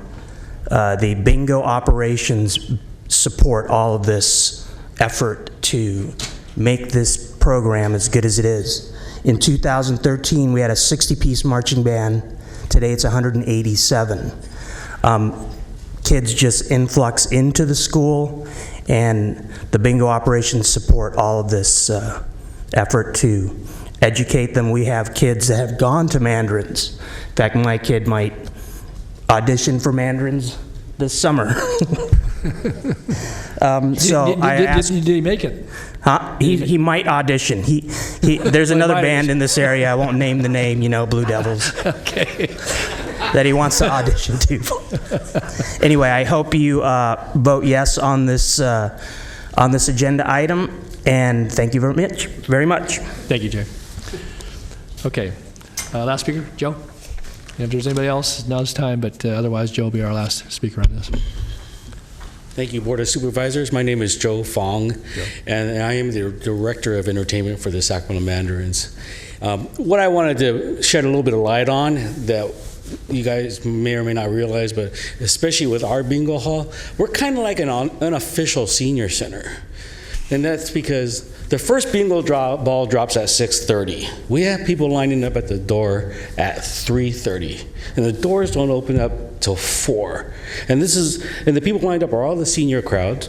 and the doors open, they grouse because they had to wait outside. They come on in, they put their daubers on the table, they drink our free coffee, and they sit there for 2.5 hours before the ball drop, and they socialize. It's a really cool sight to see, because, you know, when I first saw that, I'm like, what are these people doing so early? The ball doesn't drop for 2.5 hours. And I watched, and, you know, they all sit down. They have their own little groups. They sit down. Some people bring knitting. Some people bring reading.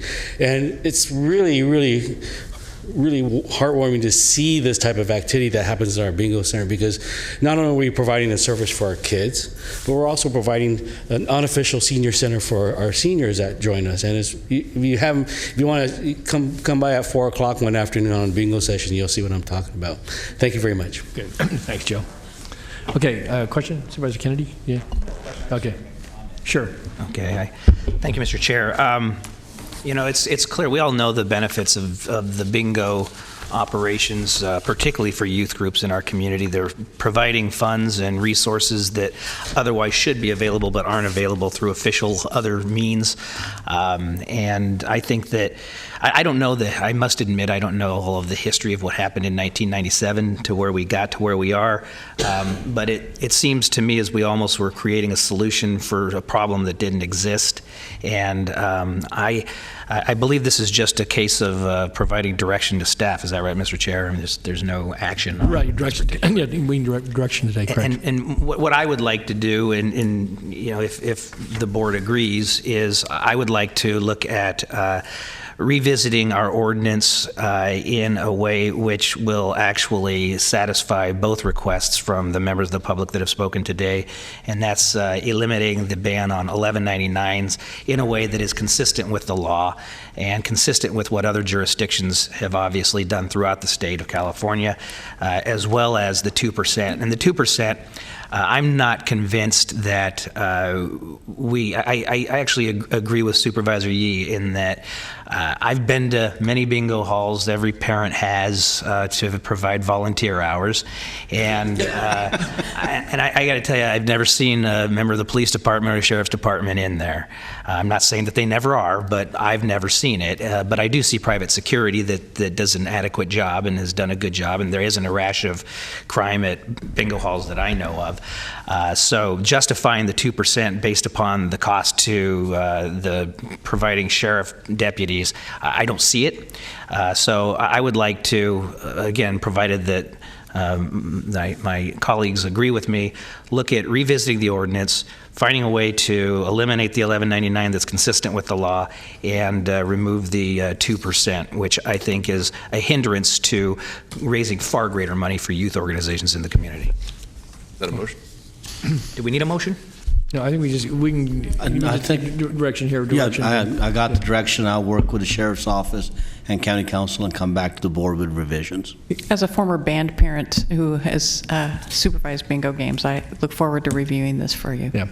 And I would just note that one of the part of cost recovery is that audit requirement. I do think that's still an important component. I know that was part of the settlement and some of the allocation of the formulaic allocation of costs and so forth. But there is behind that, and again, I don't know what's involved, and certainly Margaret could have shed some more light on that, but I don't have a question specifically, but I do think there may be something that maybe between reducing the gross percentage and just being at $50, but there may be some additional requirement that would be either a set fee and or some consideration for that. And again, what those requirements are certainly could be a part of the review, but I'd like to, again, just make that point, because I think it's important, again, to keep the playing field level, and it also provides for, I think, in the cases where some folks don't have the volunteer component, the Mandarins, for example, and some of the others may have large volunteer contingent, but recollection serves me correct, some of the early iterations actually were paid employees, that there were some volunteer requirements, there were some paid employees, and so as to how all that worked out, and again, Tom certainly has been part of the conversation here in this county for a number of years. I think it's important, again, to keep that playing field level and to allow for the maximum amount of return, certainly to the charities and the people that are being served. But there may be some other piece that needs to be looked at as relates to that. So I would ask it as a part of any direction that we have the kind of full review versus just, that limitation. So, okay. Any other comments that would provide direction to staff? Mr. Cerner, I'm sorry. And not to belabor it, but I appreciate Supervisor Kennedy's explanation of the direction that I completely agree with to staff to re-examine this, and certainly the chair's point that the county need not intentionally put itself at some competitive disadvantage when it comes to support for what we're blessed with here in our region, which is a very rich, deep and wide group of nonprofits that benefit from this type of activity. So appreciate Supervisor Yee and Jim and others that have I know made visits individually with some of us, maybe all of us, and taken time to really research the subject and inform this board about the opportunity in front of it. Thanks. Let me ask, as part of that direction then, is this something we could have back before the end of the calendar year? Does this require a really deep dive? I guess looking to you, Robin, obviously Diana's been working with this and Margaret's here too, but is this something that we could, because it would require ordinance, there's certainly a time lag. We want to have a good deliberation regarding it. We've heard from parties today, and anybody else who may be interested would want to weigh in, but is it something we could actually have back to us before the close of the calendar year, so if we wanted to initiate action, because it's still an ordinance change would require. What I'll offer is that we'll strive for December 12th. If we can't meet that date, I'll communicate back to you. Okay, because it requires, in any event, it's going to be 30 days beyond that if we make ordinance changes and such, and so again, that's, I think as people are looking at leases and their own, opportunities to benefit their charities, that's going to be a consideration. So if we could try to get back to us by December 12th with at least the initial report back, where we could have an actionable item before us. So correct. Okay. All right. Good. And all right, with that, I just want to note too, we do have our Wilton History Group representatives here today, and they are, I think, a licensee applicant, and I know I've been working with Margaret and then Sheriff's Office on this, so thanks for being here as well. Okay, that will conclude. We hope to be back on the 12th. We'll keep you folks informed, and thank you, Jim, for initiating it, Jim and Jim, and we'll try to be back here before the end of the calendar year. So. Thank you for your consideration. One thing I want to remind you, the sooner the better, because every month the Mandarins is writing a check for $6,000 to the county. We got it. And we're going to try to be back by December 12th, Jim. So, all right. Last week. All right. Thank you. Okay. That's the end of the agenda. We have two off-agenda speakers, so I'll call them in the order I received them. I have James Saunders, and then James is followed by Martha Esch. Please exit quietly. Then we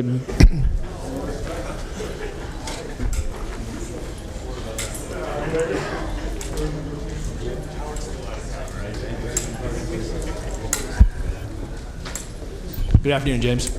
Good afternoon, Board of Supervisors and Don Natoli. Yes, sir. Just one second, James, till the doors close. Okay. No, we have two off-agenda speakers. I'm sorry. Yeah, we will be. Okay.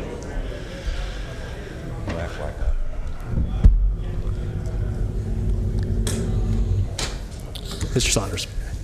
Yes, I'm here because I'm still looking for housing. I've been dealing with a housing program. I talked to Paul Lake, and he put me in a housing program. Supposedly, we talked prior to August 22nd, we had a discussion here. And since then, they had built a situation with Leslie, I think it's his secretary, who went in negotiations with me. I told her certain things that I want.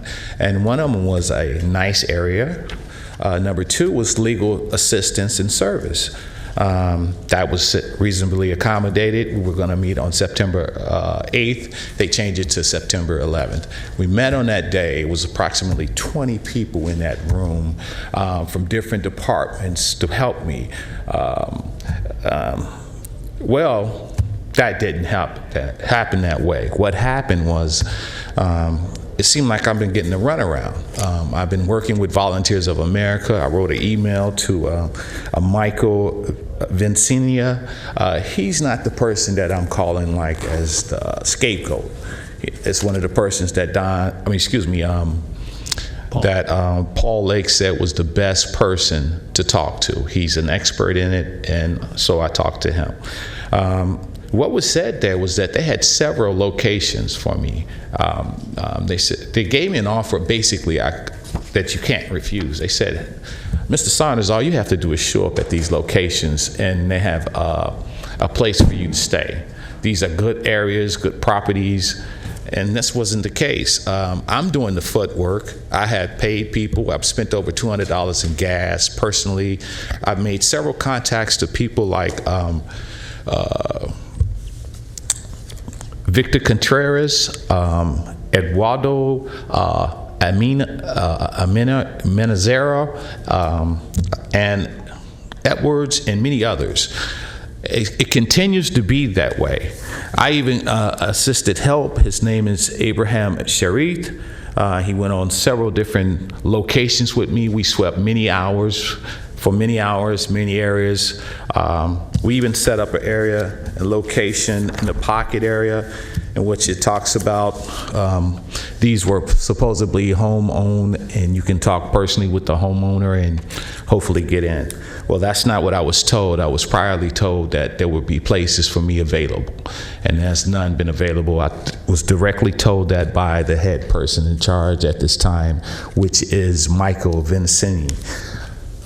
I got from Teresa L. Sunstorm. She told me if there was any difficulty or any problem to personally give her a contact call. I did such, and nothing has arrived from that.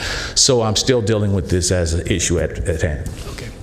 Okay, well, Mr. Lake is here, and again, I know that some of the names you've outlined, James, certainly are people who can assist with, coordinating housing arrangements. I can't necessarily make somebody rent to somebody, but I think they certainly can.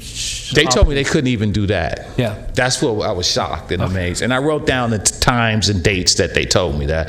Okay. So I was surprised from that. I was told to look at Craigslist. Done that. They have a couple of postings, but when you go inside of it, nothing at the price that you're talking about. Okay. I was told to look at Section 8 housing. Done that. Nothing for me there. I'm told now to look at duplexes. Done that. Nothing there for me. And that's where I have written statements from people. I do have photos of places that I was directly told to go to. It was unlivable, and that was some of the considerations that I had already spoke to Paul Lake about at the meeting. Okay. As this states, once again, on June 14, 2017, it states that after they found out that I was falsely in prison, they dismissed the case. They basically said that he needs a genuine need for a housing assistant. That means someone to help me. I've been back and forth to the hospital and to the doctor, and I will be continually going there. And my condition is not getting better, living out in the streets. And I've said that before, and I also gave a medical doctor's letter to you and to other members. Thank you. Okay. All right, James. Well, I guess we'll do our best to continue to try to assist. Mr. Lake's here, so maybe you guys can have a conversation offline here, but we'll hopefully help you. And I would like to give those photos of the places I went to. Some people think I'm a county rep. So they have given me their names, addresses of dumping areas. I try to take photos of some areas. I didn't want to get taken out for taking up photos of people. Part-time code enforcement officer. Right. Well, so you can share. You can certainly give them to the clerk, James, and she can distribute them to us. So to show you the effort you're making. So I appreciate everyone listening to me. Good. Thank you. Thank you, James. Good luck. Okay. All right. Then in just James, we have Martha Ash. Martha.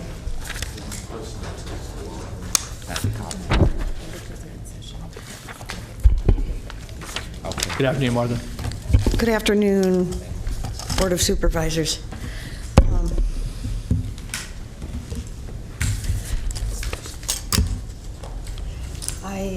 Does this work? Yeah. It's on. Okay. I first came to Locke, California, historic Locke, California, back in 1990. I am an artist. I am currently a property owner, and I own an ice cream parlor there in town. These are a couple of my paintings I happen to have in my car today. I brought along to show you.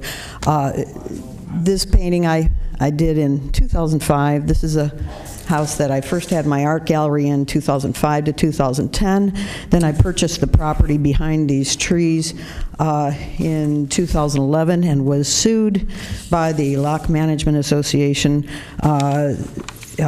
for 6 years, and I am in appellate court now regarding the property behind those trees. I painted this when prior to my owning that property. This is now my ice cream parlor over here. Anyway, and here's another painting that I did. This is David Peterson. He is a watercolor artist who is very prolific through Sacramento County. He is an amazing watercolorist who goes all over the county and paints pictures of places in the county. But I am here today. You painted the painter. Yes, I did. Okay. Painted a picture of David painting. Okay, very good. Thanks, Michael. And I am the meetup group leader for Sacramento Plein Air Painters. It's a meetup group with over 600 people in it, and Sacramento Sketchers. And I host monthly paint outs in Locke and monthly watercolor postcard tours first Friday of each month, and I take people into the back areas of Locke and we paint beautiful pictures, little postcards. Anyway, but the reason I am here today is to call your attention to something that needs rectification immediately, and that is this property, which is the property I spoke of that I was sued for and taken away from me for the right of first refusal clause, which in my estimation is discriminatory based on race and ancestry. It's in the bylaws that the Locke Management Association and the Locke Foundation have to consider the ascendants and descendants list of Locke as a factor in the assignment of right of first refusal. And they do not have to consider the secondary list of interested parties, of which I am and I was at the time that I purchased this property. They do not have to consider that list as a factor in the assignment of right of first refusal. Anyway, the discrimination still stays in, it still is in that bylaws, and I've brought that to you folks.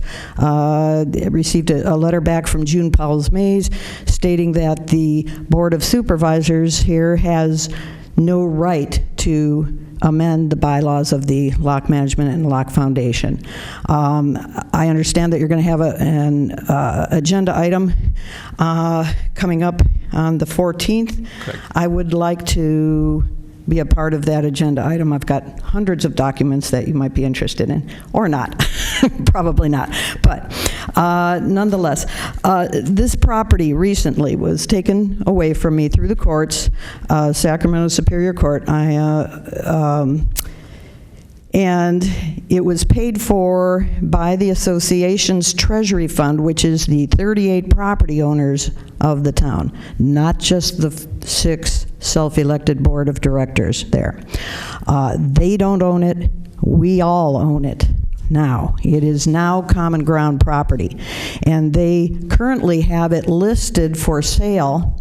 And the rumor through town, which is more accurate than what you get from their board meetings, the rumor through town is that they are selling it to someone for about 8 times what they had to pay me for it. They only had to pay me the $21,000 for it that I initially paid for the property, not the $80,000 that I invested into adding ADA access to the property and fought for building permits to get.